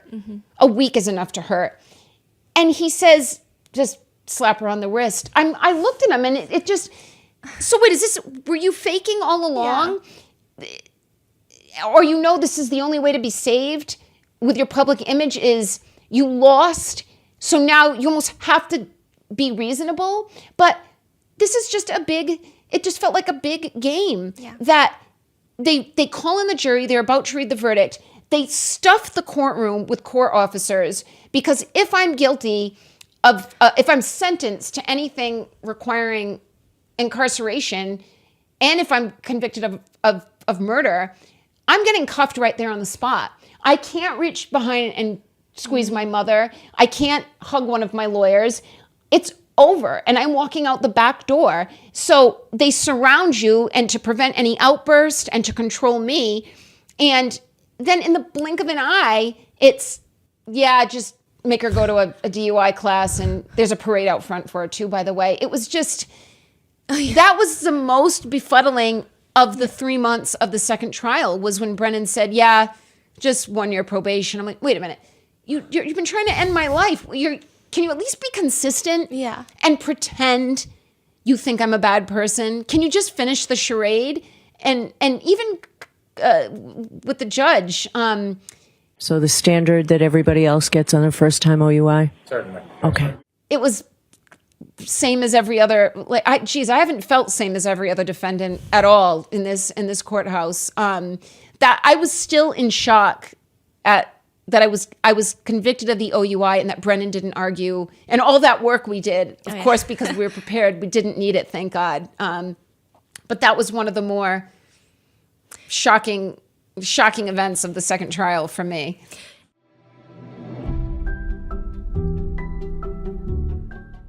It is entirely a brand new year, which means I wake up every new year and I think of all the crazy things that I'm going to do, all of just like the most insane plot lines. And then I have all these fresh goals, but sometimes I do feel like these New Year's resolutions, they sound and look better in your head. We're already a few weeks in, and when you actually start getting around to these goals, starting something completely new can feel very risky. As we dive into the year ahead, I think that staying safe out there matters more than ever. But if you do happen to end up in a bad situation, that's where Morgan & Morgan comes in. Morgan & Morgan is America's largest law firm with over $30 billion recovered for their clients. They've been fighting for the people for over 35 years, and they don't back down when it matters most. One client received $29 million after being offered just $500,000. Another was offered $20 million after getting a $0 offer. With over 1,000 attorneys nationwide to help you get back on your feet, Morgan & Morgan is America's largest injury law firm. Hiring the wrong firm can be disastrous. Hiring the right firm could substantially increase your settlement. If you've been hurt due to the negligence of someone else, you can check out Morgan & Morgan. Their fee is free unless they win. Just click the link in the description below or visit forthepeople.com/rotten. That's forthepeople.com/rotten, or dial pound law 529 from your phone. This is a paid advertisement. Because if you think about it, Morgan & Morgan, flip it around, win-win.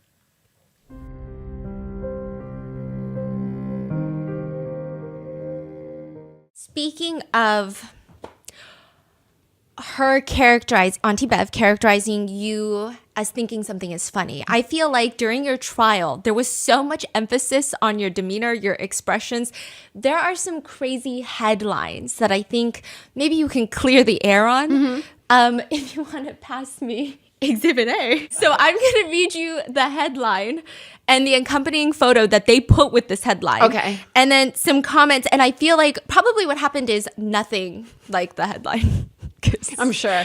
Thank you. This is the first headline by the New York Post. Of course. Who does not like you for some reason.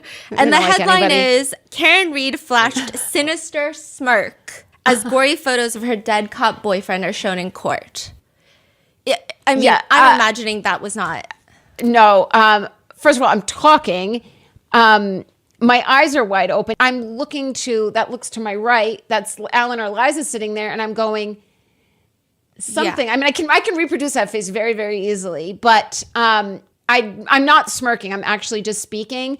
And I don't think I spoke or turned at all when the photos were shown. I looked, I mean, I remember this very clearly, but I would look, I've seen those photos. Yeah. They're on my phone. Yeah. I've poured through them to his pores. I know his photos. I've watched his autopsy. Those photos as shown in court, I have had for years, and I have analyzed. It took us, there's a burn mark on his sternum that we couldn't figure out for months what it was, and finally realized, I think I Googled or described it to Google. It was he was burned with the defibrillator pads. I'm just giving an example of, they were horrifying to see. For several weeks, I told David not to upload them to the Dropbox that lived on my cell phone because I didn't want there to be any chance I'd be scrolling through Dropbox and there it was. The autopsy took me like a year. It's quite gruesome. I can't believe people do this for a living, but I had to know everything so I could piece everything together. But I don't believe I spoke ever or turned to speak to a lawyer. Well, the photos of his body were up on the projection. That's what we assumed. But I do look like that when I talk sometimes, unfortunately. This one is also wild. Karen Reed rolls eyes, snaps at defense team as she stands trial in murder of Boston cop boyfriend John O'Keefe. Oh, I'm sure I rolled my eyes. I know I have rolled my eyes many times. I speak very emphatically to the defense team. I'm very animated and emotional, but I have never snapped at them. I imagine. Even if I wanted to, which I've never wanted to, I would never do that. But there were many times in trial that I looked at a lawyer. It was easiest to look to David because my back would be to the camera, but I can't help it. Yeah. I definitely rolled my eyes during trial many times. And honestly, it's crazy that they're doing this. And like the people's comments is even crazier because I don't know what people want from you. Like, do they want you to be stoic? Do they want you to... You can't win for losing. Yeah. If you're crying, then I am out of tears. I am out of tears about the tragedy of January 29th. I have mourned for months and years before the public ever knew me. But that's why lawyers advise you've got to look at the way the jury's looking at it, that they're seeing those photos for the first time. You have to pretend like you're looking. It's hard for me to pretend much. I can't fake things. Then I feel like I look like a faker. So I try to be stoic. I could not cry. I would not allow myself to cry. I would not cry in front of the O'Keefes. I would not cry in front of the prosecution. I felt both of those groups were looking at this completely backwards. They were refusing to see the truth or willingly not looking at the truth. And I needed to stay strong. I couldn't break down. I did one day going into court. It was just, I just had a really tough time getting out of the SUV. It was just a rough morning. I couldn't go up and down emotionally like that. I had to go in strong. I had to go in tough, and I had to maintain it. I had to control myself the best I could, and I wasn't about to strap myself in to an emotional roller coaster. I would never survive. I had to do this twice. So I understand. I do understand the public saying, that's horrible what I just heard or what I just saw. First of all, things that may have seemed emotional and upsetting to the public, I may have found to be insincere.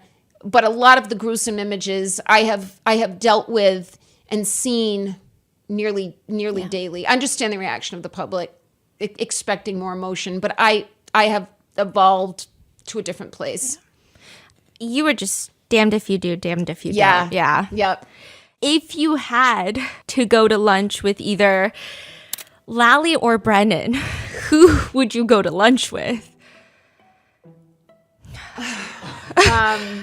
I would go with Brennan. Oh, really? Okay. I would go with Brennan. I feel that I make him very uncomfortable.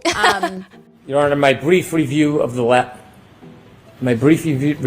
lab paperwork and looking at the hoodie, it appears that I made a mistake. We've had some stare-offs in the courtroom. Lally, I don't have pleasant thoughts about either one of them. I don't think they're honorable. I don't think they have integrity. I don't think they're honest. I wouldn't want to eat or watch either of them eat. Yeah. But I think I'd have better stories to tell eating with Hank Brennan. I saw online everyone calls Lally Lullaby, and 116. You have 1 minute, Mr. Lally. Wrap it up. Yes, Your Honor. All consistent with the pieces of taillight that are found within his clothing.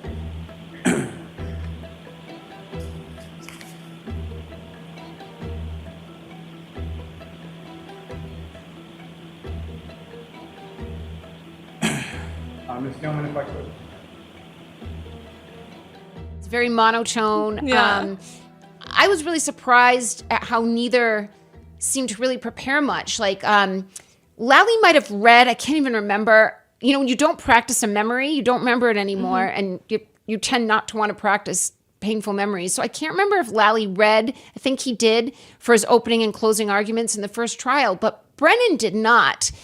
And I think he was trying, I'm guessing, if I had to guess, that he was trying to convey an ease with the subject matter, a comfort and familiarity and conviction in the subject matter, and an intelligence that I can speak extemporaneously about what this woman did. I know so well and I believe so strongly that she did it that I'm going to walk around and pontificate.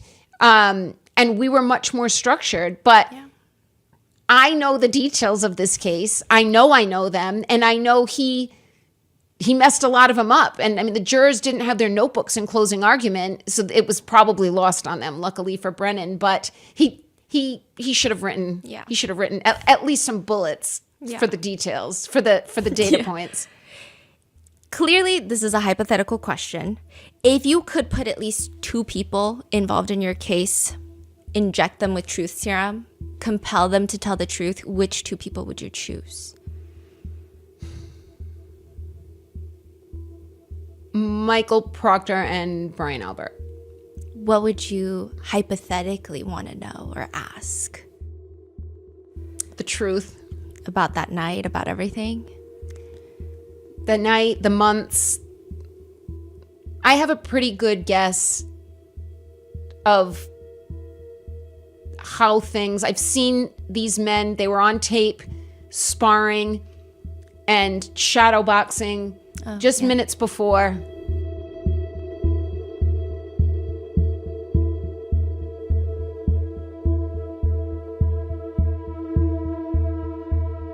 Just minutes before.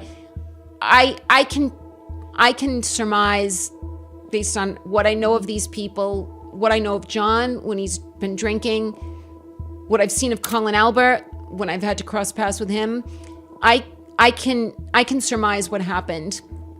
I'm more curious about whom they had to enlist in other events that unfolded over the following months as we made headway, probably much to their disbelief. Mm-hmm. Have you run into them since the trial? Any of them?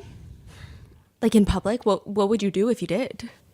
That's a good question. I want to say no, but let me think about it. Like I was in a bar. I was at the Warren Tavern in Charlestown, and a girl who works there is a very staunch supporter. She was at many of the trial dates, and she had told me that Brian Albert had been in there. I know that I've missed Brian Albert a couple times.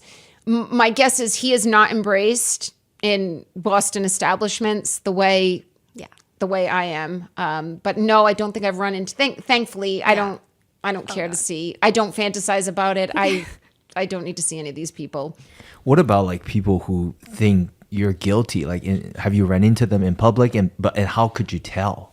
Because is that what they say? How they act? Yeah, I had one person out of, at this point, over several thousand. come up to me on Hanover Street. I was leaving a restaurant, Saraceno's, where the owners have been incredibly hospitable to me and my legal team throughout trial. We'd pop in there all the time. And some woman, very haggard, older woman, came up to me and asked me right outside the restaurant. We had just left, and she came up to me on the steps of Saraceno's and said, "How can you smile? You, Karen Reed, how can you smile?" And before I could even, I'd not had an interaction like this at all. This was in November of 2024, between the two trials. I had not had an encounter like this. And the owners of Saraceno's, they also own like a coffee shop right next door. So they take up some real estate on that sidewalk. Several of them came out and all but chased her down the street with pitchforks. Shut up! You're ignorant. And she didn't seem to be of all her. Yeah, she didn't seem to be of all her wits. That is the only time that has happened. We've spent most of our time in the seaport. We've just in our downtime. Nearly every Friday, I can't think of a Friday that eventually we didn't make our way to a restaurant. You had to decompress no matter how exhausted, which we all were every Friday. You had to blow off some steam. Just be somewhere loud and talk to people. And the support at so many establishments anywhere in Newbury Street, and we were in the North End a lot. I have not paid for a full drinks, appetizer, dinner, dessert tab in 2 years. People, and it's all helped. Yeah. It's all helped get us there. And it, especially for my lawyers and my family, they're not me. I know what support I have. Everywhere I go, I'm supported. Yeah. They need to know it too, because when they go home between the trials, they're back to their, I don't want to say obscurity, but just back to their normal lives. Yeah. But I can't thank the people in Boston proper, young couples, families, business proprietors, the people at the hotel, 2 hotels we've stayed at a lot, just makes us feel so strong. And for me, makes me feel confident that if my jury is anything representative of the people I'm encountering every day, I will be okay. But the public that was very vocal at court and online on social media, and the public that just came up to me one moment on the street and I never saw them again, has helped invigorate and steel each one of us, even if we may not have acted. I mean, there were times people came up for selfies and we were having, there was a serious conversation Alan and I were having with Marty Weinberg at the end of this second trial. And I said, Alan, I really have no money left. The last asset I had was my house, and that paid the bulk of trial 2 plus donations. But now I need to put wheels in motion for an appeal. My parents are getting older. My closest friend, who's incredibly intelligent, is also incredibly busy professionally. This was like a week before the closing argument, and Alan and I were in a restaurant. It was quiet, and we were talking to Marty Weinberg on speaker. And it's funny, I ended up seeing a photo. There was a woman at the bar of this restaurant that I could tell was taking our photo. She was weird. I didn't actually see her take a photo, but she was very interested in us. I ended up seeing the photo of Alan and me on Twitter with some salacious headline.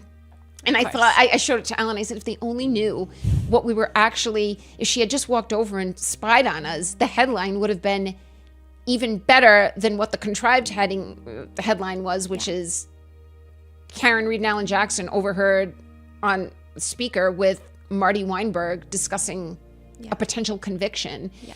And Marty, we don't talk about a lot because he's just come in as a pinch hitter, but it's been in such major ways. And the appeal, which was somewhat thankless because we didn't have any success with it after the the first acquittal, the mistrial. But I'll never forget that conversation with him. It was, I think, a Sunday afternoon, and I'm in a steakhouse with Alan talking to him, and Marty says, you're not going to need it, Karen. You're not going to need it, but this is who I recommend. This is the kind of retainer he's going to need. You need to do this. You need to do this. And it was a tough day. We walked back to the hotel, and I felt I was probably like a little weepy. I don't remember how I got on that topic, but I think someone was like asking for a selfie. Oh yeah. Someone. So on the way home from that call with Marty, a daughter and mother had asked for selfies, and I just like I couldn't. The selfie question is very difficult. A lot of times I'm eating, or I'm having a private conversation. I don't like how I look like any normal 45-year-old woman. I've been crying or I've been upset. And then if you say no, then people think I'm a bitch. Like, I'm supporting you. You're on trial for murdering a cop. You should be so lucky that I'm trying to support you. But then if I do take the photo, it's on social media and I look like I'm enjoying my life. I'm smiling and I look celebratory. I cannot win that game. I've turned people down for selfies, and then they just walk a half a block back and take it. Or they'll ask, well, can I have her, if I'm with Liza, well, can I just take her selfie? There's definitely, I'm smart enough about Gen Z, millennials, and my Gen X that I cannot interpret every selfie as staunch support for my innocence. There are people that ask for selfies that maybe don't even believe I'm innocent, or don't know anything about the case, but know that I've had people come up to me in the seaport and say, are you famous? Because they just saw it, and then ask for a selfie, and they don't even know who I am. They're going to post it, and then and then start collecting the likes. It's always been a guy too, like a Gen Z guy. Who are you? Like, who are you? I'm like, you don't need to worry. If you don't know, then you don't need to worry about it. They're like, are you on TV? Yeah, that too. Yeah, it's weird. Have you been on the Karen Reed Reddit pages? One good thing about having such a high profile case that's played out publicly is if we're working on trial or working on a witness and it's, well, when did Buchnick testify that the video was a true and accurate representation of the Sally Port? I can just Google it. I don't even, it's like, all right, what's quicker? Do I go into my files with my library lookup system, or do I just Google it and it says day 27, Buchnick testifies June 10th or whatever the date was. So I have not purposefully gone on Reddit to look myself up, but I have done searches looking for details that have led me to Reddit. And I've always been very pleased. I may not be seeing the right things, but I've always been pleased at the discussions I've seen on Reddit. They seem, they're intelligible and they're intelligent. They're not as emotionally, it seems anyway, that they're not as emotionally charged as social media pages where there are people with targeted goals. Like, there'll be, I'm not on Twitter anymore, but I have popped on and off Twitter because there are some people that have actually done very good digging. That's been helpful to me. But I'll read a comment that Karen Reed looks like a leather handbag and she looks like a man with a wig. Or I've read very crazy, very physically demeaning things. I'm like, clearly you are over emotional for some unconnected third party. You can say, I don't like the look on her face, she looks guilty, or I don't like the sound of her voice, she sounds arrogant. But when it gets very personal, I think, all right, which member of which family this is too visceral. You must be part of the shrapnel in this whole mess that you're saying. I don't know. No, I agree. It's not exactly those comments, but they're trying to hurt me, but they're so personal that it's so obvious. It's one of these, or it's one of those guys. Goofy. I know that you legally cannot say a lot of things. There are a lot of theories online about Canton's residence. A girl must try. So I'm just going to run them through you. There is an online conspiracy that Brian Albert and his sister-in-law, Jen McCabe, Jen, are having an affair. Do you know anything about that? I do not know anything about that. I had read things like that very early on. John O'Keefe had told me when we first started dating in 2020. So we started dating very early in the pandemic. We had dated when we were in our early 20s, but we reconnected. He reached out to me during the pandemic. I think just because everyone was stranded at home and resorting to social networking. And he had told me, like our second date, that there is this is according to John, that there was at that time a swinger scene in Canton, which I had read in Boston Magazine that there was one in a different Boston suburb. I'd never read specifically about Canton, but John insisted there was. And I think he can't be the only person, and I can't be the second person that's heard that rumor, fueled by these are people in their 40s, 50s, and 60s in some cases, hanging out all the time, drinking very late, drinking with family. So I don't know if there's truth to it, but I could see how rumors like that start. I had heard it from John, not about anyone in particular, but about couples in Canton. House long to die in cold. What's the weirdest thing you've ever Googled?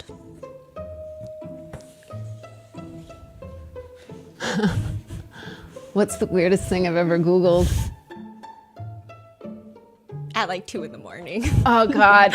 I'm sure I've Googled something weird. I haven't Googled anything incriminating. Yeah. I'm sure it had something to do with like matching wires on a chandelier at my house, or something like to do with fixing something, like what is this bolt that's sticking out of my lawnmower or something. But I don't know. I don't think I've Googled something like perverted or perverse in any way. But there is an online rumor that Jen McCabe has voodoo dolls, plural, of you. Do you believe it? I don't believe that. You don't? I don't. That's good. Okay, because that would be creepy. I don't know how I would feel if someone had voodoo dolls of me. I feel like it's not working. Yeah, that's true. My husband saw a post on Chinese social media. A former student of yours wrote, and this is translated, so I'm going to read it. Okay. Karen Reed was my university professor. Back when I was applying for graduate school, she was the one who wrote my recommendation letter. She is sharp-minded, always positive, and someone I often had long, inspiring talks with. She encouraged me a lot. She even told me how I should learn to protect myself in the future. The financial industry is not a stranger to male supervisors and female subordinates with quid pro quo situations. I watched all the live stream news coverage of her trial. I tried to stay in touch, but I couldn't find her LinkedIn, so I decided to write this post to commemorate her. She will always have a special place in my heart. Is her name Claire? Can you check? Yeah. You remember? There was a group of Chinese students I had around 2018 that I got very close with, and they would just hang around, and it stood out to me because it was winter semester, and I taught till about like 10 at night. So when a student stuck around, they'd walk me to my car. I did bond with that group, and one in particular named Claire, but it might not be because I think I am connected to her on LinkedIn. I'm sad I don't speak Chinese because I never saw that. Oh my God. Yeah. The name I saw was Lulu Chen. Maybe that's her Chinese name. Oh, I do know who that is. I do know who, oh my God. I have not thought about her in a minute because of all that's happened. I do know exactly who that is. Wait, Lulu Chen, remember all your students? I remember her. Oh my God. No, because if you write a letter and she's saying we had these conversations, and I remember very petite and long hair, and she was very very, very trendy. I remember Lulu. She even said that one time she walked into the class and you complimented her on her shoes and bags. Yeah, I was just gonna say, remember her bags. I was just trying to. She's saying you're the most fashionable teacher. And that doesn't take much. That doesn't take much. Wow. Yeah, she was very fashionable, very earnest, and I know exactly who she is. So hi, Lulu. I hope you're doing well. Do you miss teaching? Do you like? I do. Yeah. What did you mainly teach? Like, so finance, but like what? I taught a few different courses, but mainly I taught an introduction to capital markets, like how the stock market works, how a company goes public, how to analyze a company's financial statements. Wow. We did a lot of real world examples. I taught through the financial crisis. I started teaching in 07 or 08. I started at Fidelity in 07, and I started teaching in 08. I felt at Fidelity I was very, very much junior. I was a very small fish and just the best pond to be in, but it was difficult on my self-esteem. It was a lot of strong personalities, incredibly intelligent, the biggest investors, literally the biggest investors. It was a great place. I would never have left on my own accord if I didn't have to. But I felt just for my self-esteem, I wanted to do more. I felt like teaching kept me sharp in a different way. Work, I was always, my full-time job, I was always learning. But teaching, you have to be prepared every class that there is a student smarter than you or many students smarter than you, at least on some topic. Yeah. That there is something he or she has a personal interest in, broad or narrow, and they are going to know more than you. And you have to know, how deep can I prepare? How much can I help enhance this subject matter? And when do you say, I am not familiar with that. I'm not familiar with that company, or I'm not familiar with that investment product. You cannot fake it.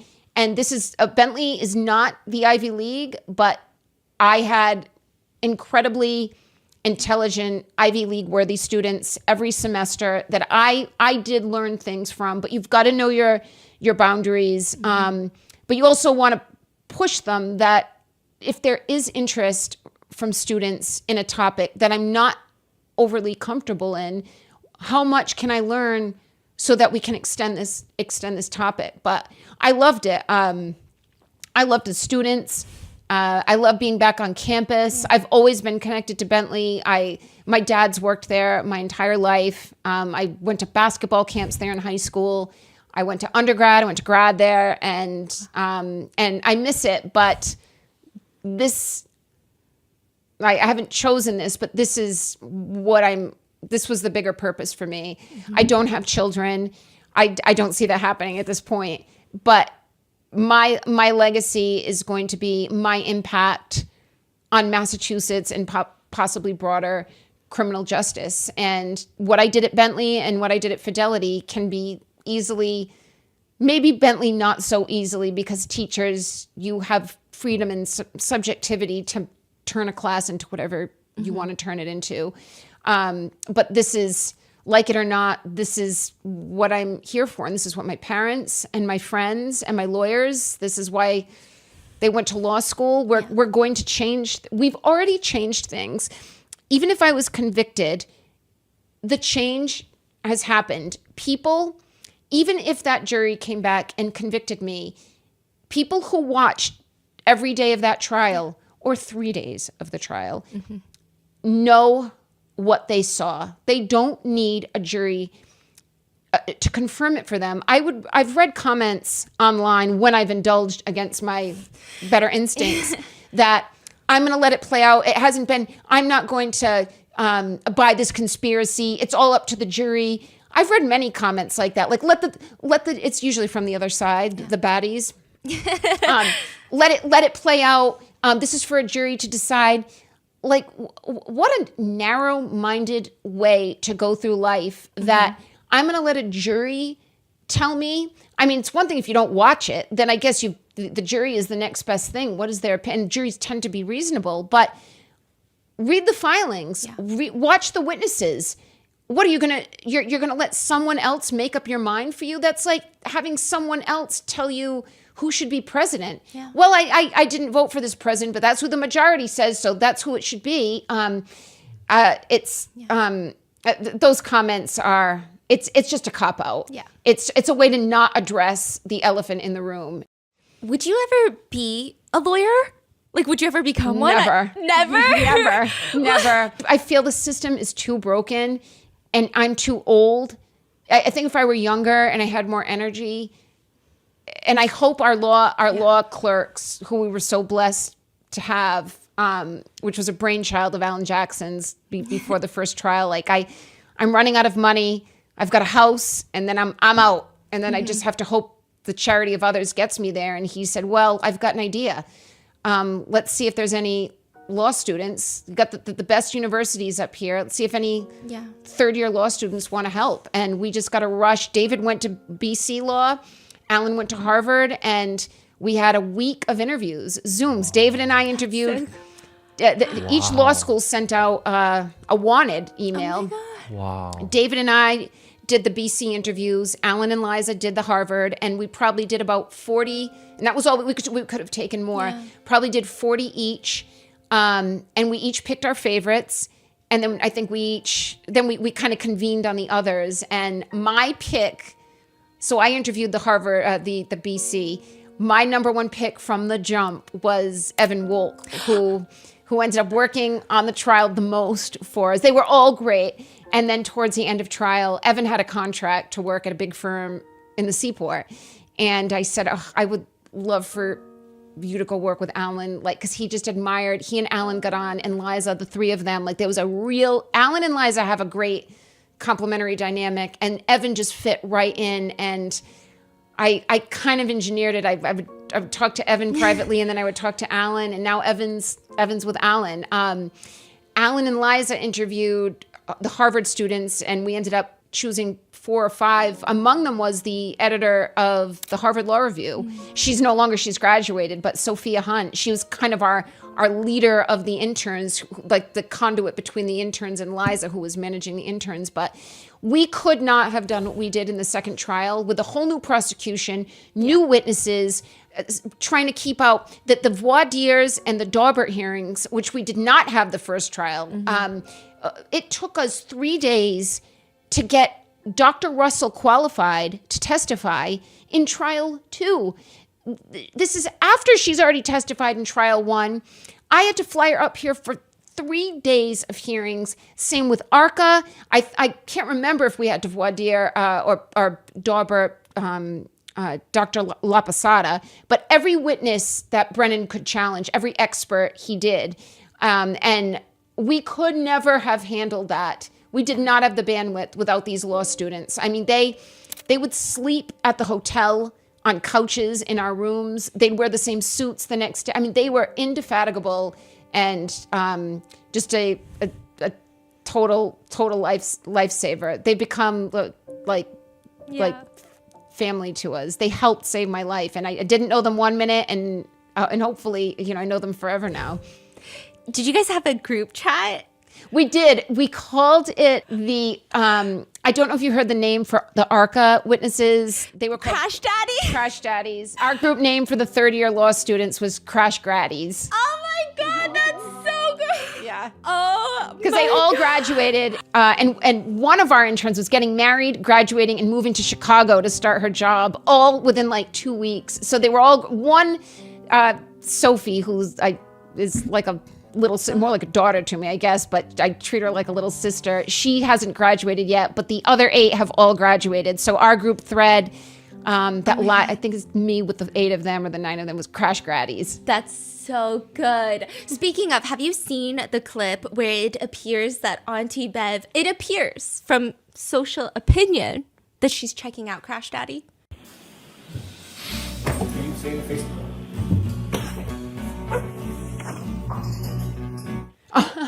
Have you seen? I have to show you later. Okay, I've seen that. It's played in slow motion, which anything in slow motion, that's how you get Exhibit A, is pausing things at the wrong time. Yeah. She seems too self-conscious of a woman to have done that, knowing she was on camera. But what you're referring to, I have seen. You're going to stay in Massachusetts forever. No, God, I hope I don't have to stay much longer in Massachusetts. Where do you want to live? Anywhere but Massachusetts. 49 other states. Yeah, anywhere. I could be in the middle of the woods. I could be on a farm. I could be on the water. I don't care. I care who I'm with. Yeah. I don't want to see another Massachusetts state trooper. I don't care if they're reformed or under a different colonel. I have taken too many shots at law enforcement to feel protected by law enforcement, although we have had many positive experiences. Yeah. I hope law enforcement that supports me, or at least believes me, in Massachusetts understands what has happened to me at the hands of law enforcement and why I feel the way I do. My grandfather, my mother's father, was a police officer. Obviously, John was a police officer. I am not anti-law enforcement, but I have had many, many members of law enforcement abuse my rights and lie. And that's as far as I'll go. And I can prove that they have lied. I hope the good law enforcement knows why I feel the way I do, but I don't feel safe in Massachusetts. I don't feel that the politics are safe. It's not that those problems don't exist everywhere else, but I don't want to be a lawyer. I don't want to see any more of the law. I will try to make change in other ways, but the legal system just feels so broken. I look at my lawyers and I just think, what made you go into this? You're just such an underdog. You're battling the resources of the state, sometimes with a defendant that can't even make bail. And then how do you hire the crash daddies and La Posada and Dr. Russell? And the government can go with a blank check to Aperture and spend hundreds of thousands of dollars and pay a special prosecutor hundreds of thousands of dollars. You want to make change but not get into law. Where do you see yourself, like, in 5 years? Where would you hope your life to be? I hope within 5 years we've written the book, which I think will take longer. I'm not even, I can get there if I have to, but I'm not even in the headspace to start regurgitating and reliving all this. I would, and I need the money, so I'll do it when I have to start doing it. But I think the easiest thing I can do is just keep telling this story. There are so many facets to this that the public doesn't know, just because there hasn't been. I mean, this is my first real interview. There's so much of what is entailed in this fight that you know more about this case than average, partly because it's played out twice and it's about to be played out in a different form a third time. But what it takes to mount a defense, to even stay somewhat competitive to the prosecution, I think the details, the financial costs, the sweat equity, what these lawyers have to sacrifice, it's amazing anyone's acquitted. It really amazes me. And my case was easy to prove. My case was logical. If it walks like a duck and quacks like a duck, it's a duck. And we still were met with just such a fight from the government that I've paid taxes to, and they threw everything at me that they could and didn't come close. I think the public needs to know, they need to be more careful. They need to know their rights. They need to know not ever to speak to law enforcement. Unfortunately, we can't cooperate the way we would think we need to, because if God forbid this goes south, it will be used against you in a court of law. It will be manipulated against you in a court of law. It will be taken out of context against you in a court of law. You know, we're trying to put together this YouTube channel, Alan and I, and I read a couple comments like, I'm done hearing from Karen. What does she have to it? I can tell you what it's like to be a defendant, and I can tell you what it takes to be the system.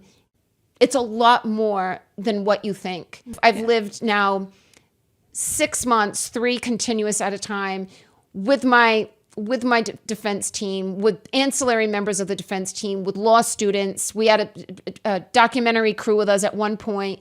It's emotional and trying and exhausting, and there's a lot of choreography and personnel management, I'll call it, to walk into court looking how we looked every day, and to be cohesive.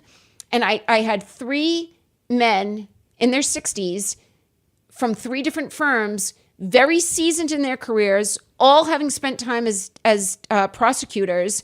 And then Liza made partner along the way, also experienced with her own opinions. We don't just show up and put Kelly Deaver on the stand. Everyone has their own experience and therefore their own strategy and their own way of doing things. And they all fall on me to break the tie. It's very, very trying. It's why I feel this crash from trial, because it wasn't just sitting there and trying to keep my emotions in check, which sometimes I didn't do a very good job of. It was what was happening. Honestly, trial, sitting there, was oftentimes easier than having to go home. The worst nights, the worst moments of trial at times were Monday and Tuesday nights, where we just had a grueling day at court and some big witness is coming on Thursday, or worse, we think a big witness is coming Thursday, but Brennan hasn't finalized the batting order yet. So it could be the children are testifying on Thursday, or it could be Buchnick, or it could be Tully, one of the 4. I mean, that's how it goes. That's the dirty pool that's happening, is we are finding out sometimes within 1 day's notice who is going to testify. We were told that, now I can't remember her name, the dog DNA expert from UCal Berkeley, she was on the witness list. We were told every Friday when the judge would call us up at sidebar and say, what are the plans? Who's coming up next? We were told every Friday, she's coming. She should be coming this week. We're trying to make travel arrangements. She should be coming. She never came. And we have our own opinions about why she didn't testify. But it wasn't as if we had this roadmap of trial and we had some time to plan.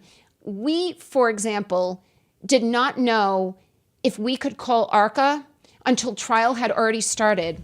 So Judge Cannoni told Alan the morning of opening statements in trial 2 that she had not made up her mind about ARCA, and he was therefore disallowed from mentioning ARCA in his opening statements. So that meant Hank Brennan presented his case, and you're going to hear from Aperture, ladies and gentlemen, and 2 PhDs. Oh, that's right. Shannon Burgess lied about his degrees. Yeah. 1 PhD is going to tell you that car backed up at 24 miles an hour, 62 feet, and it spun him around like a top, and he fell and cracked his head open.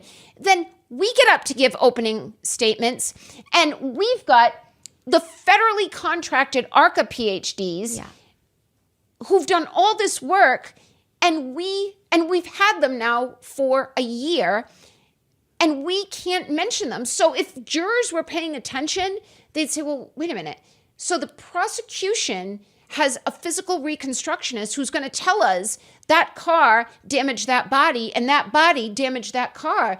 But Reed doesn't have, why they can't prove it? So they go into trial thinking, I don't think Reed can physically prove that this didn't happen. This is Cannoni handicapping us. So she said to Alan the morning of opening, you have 10 minutes. I have not ruled on ARCA. And Alan said, Your Honor, it's in my opening statement. I can't not talk about they're arguably our 2 most important witnesses. And she said, you have 10 minutes to sit at the table and edit your opening. And she gave him exactly that. I've never seen Alan, and I've seen him in different states of pressure. This was unspeakable, what she was putting him through. And he is so choreographed and fastidious and meticulous, and everything flows. It's not a stream of consciousness. It's something he's worked and massaged, and he reiterates themes as he goes through. He didn't just talk about ARCA once. He introduced them in the beginning. There was no collision. There was no collision. There was no collision with John O'Keefe. There was no collision. There was no collision. There was no collision. There was no collision. There was no collision. And then he goes into detail throughout that all had to be excised and still flow. These are fights that we were made to endure, that we shouldn't have, and it was something like this multiple times a day of this magnitude. So I think, long answer to your question about the next 5 years, even just for therapeutic reasons, I want people who care to know everything that happened. You're still fighting. So you had the 2 trials, but now there's a civil fight. There's multiple civil fights. How much is that going to cost? My biggest expense is logistics. The amount of work required is just so vast. I mean, it took 3 different firms, Yannetti, DLA Piper, where Bob was from, and Worksman Jackson, for 2 trials. We didn't even make it through the first time around. We had to do it again. And now I currently have 3 civil trials happening. I have the O'Keefe wrongful death suit in Plymouth County, Massachusetts. I have my suit against Canton PD and Massachusetts State Police in Bristol County, Massachusetts, both state. And now I have the federal with the Alberts, McCabe's, Higgins, Proctor, Tully, and Buchnick. So that's 3. Alan is still one of my attorneys. I am not currently compensating Alan, but I do pay for all the travel and logistics. I have paid modestly so far, she and Finney, but the amount of work they've done on a billable hour rate is already astronomical. Mm-hmm. I mean, they're doing something robust for my case as I sit here right now. They're amazing, and there's 3 of them, and they're all just like Alan's firm. They're all complementary. They work together for a reason because they're good together. The worst is over. I am used to fighting now. If any party to this thinks this is inflicting pain on me, you don't understand what I've been through and what I've survived and what I can handle. And you don't understand what's going on and what more is about to be revealed. I mean, we were hamstrung, in our opinion, badly at trial. There's more evidence and there's more of a story to tell. And it has to be done. We have to finish this. It's why Alan is still involved. It's why Damon, he was my parents' attorney throughout the last year, but it's why Damon wants to be a part of this civil suit as well. But we have a lot more to do, and luckily we know this case so well. So many of us know it so well. It's just a matter of understanding civil law and how this all has to play out, and it's even more tedious than the criminal court. Yeah. And I know you have a civil fund set up. I'm going to leave that in the description for people to support.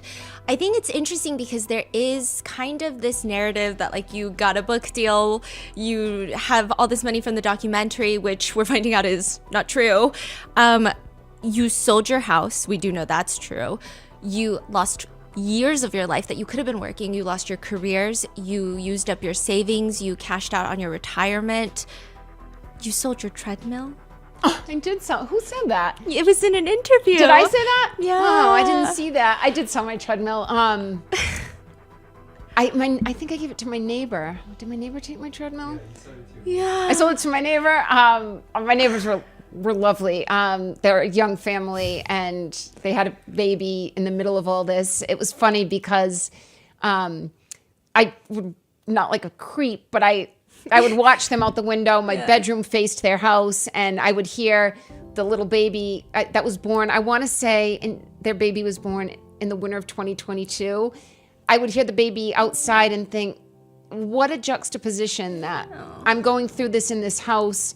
And they're so lovely, my neighbors, my old neighbors, and they're starting this family. And when they bought the house, I don't even think they were married yet, and they're growing. The firstborn's getting bigger, and it didn't make me sad. It was like life is always starting fresh, and life it's not always happy. It won't always be happy for them, but it is there's always another moment of happiness, even if there's tragedy in it. But yeah, I have not made anything, not a dime. I don't have a movie. I don't have a book. When I do, you'll know. And there are obstacles even to that. A book, my understanding is if we are authors, we could be given some to write the book, almost as if we were taking a sabbatical to write this book. With a movie, what I'm learning is someone like me who would be selling her life rights for the movie, I wouldn't really be able to monetize that until the movie is actually in production, that my rights are actually, it's like a stock option. They're actually going to be, the rights will actually be exercised. So no, I love my parents, but I don't know that the three of us need to live together until the end of time. I'd love to live with them in a bigger house where we can spread out. But no, obviously, if I were making millions or even hundreds of thousands of dollars, ask the people who live on Country Hill Drive in North Dighton. That's where I live, and I'm lucky I have them, and I feel safe, and I'm lucky I can enjoy my parents at this age, and we don't have this trial over our heads anymore. But no, I'd like to be doing things. I'd like to regain some more strength physically. I don't know that I like to travel right now, but I'd like to be somewhere with the people I love, and I haven't been able to because I don't have the resources. I have had some very generous people help me in small ways and not so small ways celebrate. I've had people open their homes to me and my family and really enjoy life for a few moments. People that owed me nothing, and I've gotten a lot of offers I haven't taken, but and I've got a lot of work to do. So wherever I go, I can't really just unplug, but I haven't made any money. I haven't made any. If you can find an example, if someone has a receipt, by all means, and I'll answer to it. They can send it to you, and I will answer to that. Speaking of money in movies, you're not making any money from the Amazon Prime movie with Elizabeth Banks. Is it Amazon Prime? Elizabeth Banks, I thought was Hulu. Oh, that Hulu. I have Okay, nothing to do with that. Okay, and I am not making any money. I will not be making any money from that. The new Lifetime movie. So I just heard about that yesterday. I refreshed my news feed and I saw the announcement from Lifetime, and it's funny. The actress, I actually saw a still. Apparently, this is done. They've filmed this, and it's coming out in January. Is I think what I read. It's on their docket for January. And the actress Katie Cassidy, her father David Cassidy, he was on a show in the 70s called The Partridge Family, and it was a band. Have you heard of The Partridge Family? Okay. It was like in the Brady Bunch era, like bell bottoms and kind of poppy, catchy music. And they were a band. And they also had a TV show, and he was like a teenage heartthrob, they used to call him. And he had a brother, I think a half brother, Sean Cassidy, who was also in a band in the late 70s. They were in a Broadway play where they played brothers separated at birth, and one went one side of the tracks and one went the other in London, and they reconnected unbeknownst to them and became best friends, and then found out they were actual brothers. And it was an amazing musical. It was in 1995 that I saw this play with my family, and David Cassidy was a star. And I was talking to my dad last night, and I said, who would have thought, I was 15 in 1995, who would have thought that we're in this little, it's called the Music Box Theater right off Broadway in Midtown Manhattan. Who would have thought that I guess David Cassidy was maybe in his 40s at the time, that his daughter would play me in a movie. So I feel some kinship. I've seen her in a remake of Nightmare on Elm Street. That is the best version I've seen of that movie. If you're into horror movies, it's good. That's all I know about. I have nothing. I didn't even know it was happening. I will not be seeing any. I'd like, if they want to send me some money, I'll gladly take it. But I didn't know anything. You hear about that, Lifetime? If this is getting the story out, get get it out. Yeah. It's compelling. It's a moment in history. I don't blame these people for making these movies, but I will say I have gone through a lot of pain and lost a lot. And you're telling my story to make money and you're not involving me.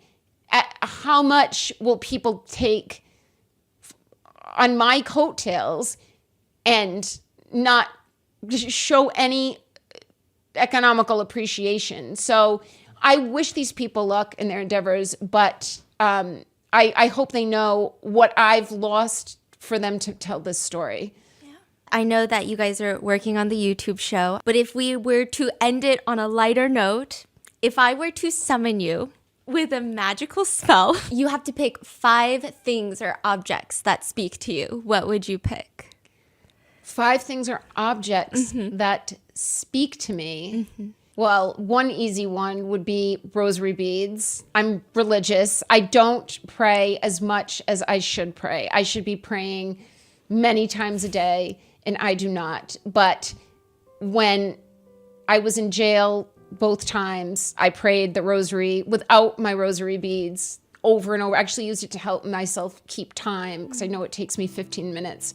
I have a friend who actually gave me rosary beads that were made with yellow roses that were on John's casket, because I was not at John's funeral, but she grabbed a handful of petals and made me rosary beads. So those are very precious to me.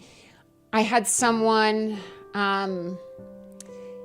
this is something that was just recently, it's not in my possession, but it means something to me, and I'd like to get my own copy. Alan had a renowned courtroom artist in Los Angeles. I believe she's retired now.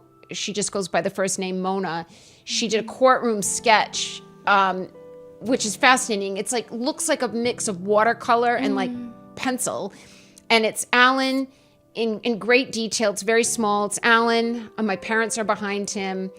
Jen McCabe, Brian Albert, and Colin Albert. It's during closing argument are in the O'Keefe's gallery, and I'm turning around looking at Alan, and it was amazing. I asked Alan if we can please commission her to do one that I can keep. I've gotten like so many photos. There's a photo that someone took in the courtroom. There's 2. It's not really the photo, but it's that moment that I would never remember with the clarity without the photo. But there's several of me kissing my dad that they're just perfect. And then there's one hugging my parents. I know a gentleman named Greg Durr, DERR, is a photographer. I think he's just part of the Associated Press, or he works for the Boston Globe, but he's really commemorated some amazing moments. But there's one where I'm hugging my parents after the verdict, and my hair is kind of pulled tight, and I've got my fists are like this, and I'm hugging, and I just know exactly how I felt. There's a couple photos of my dad and me that I kissed him every day, and my mom, so I don't remember specific that moment, but hugging them after the verdict, I remember. Other than that, there aren't many objects that mean much to me. I've learned to become more transient, less sentimental through this process, because I had a house that was big for me, that I filled with things that I collected and art, and luckily I gave a lot of it to a cousin of mine who I know is going to look after it, and I actually hope he keeps it all because I love him. But I'm not too attached really to anything physically anymore. When your freedom is on the line, none of this material stuff, you could lose it all, and it all has a monetary value. My treadmill granted it was not used very much, but none of it means anything. So I don't have too many objects. There's photos, I don't even know if those count, but I don't have too many physical objects that mean all that much to me. No, but those are like the best ones, the ones you just said.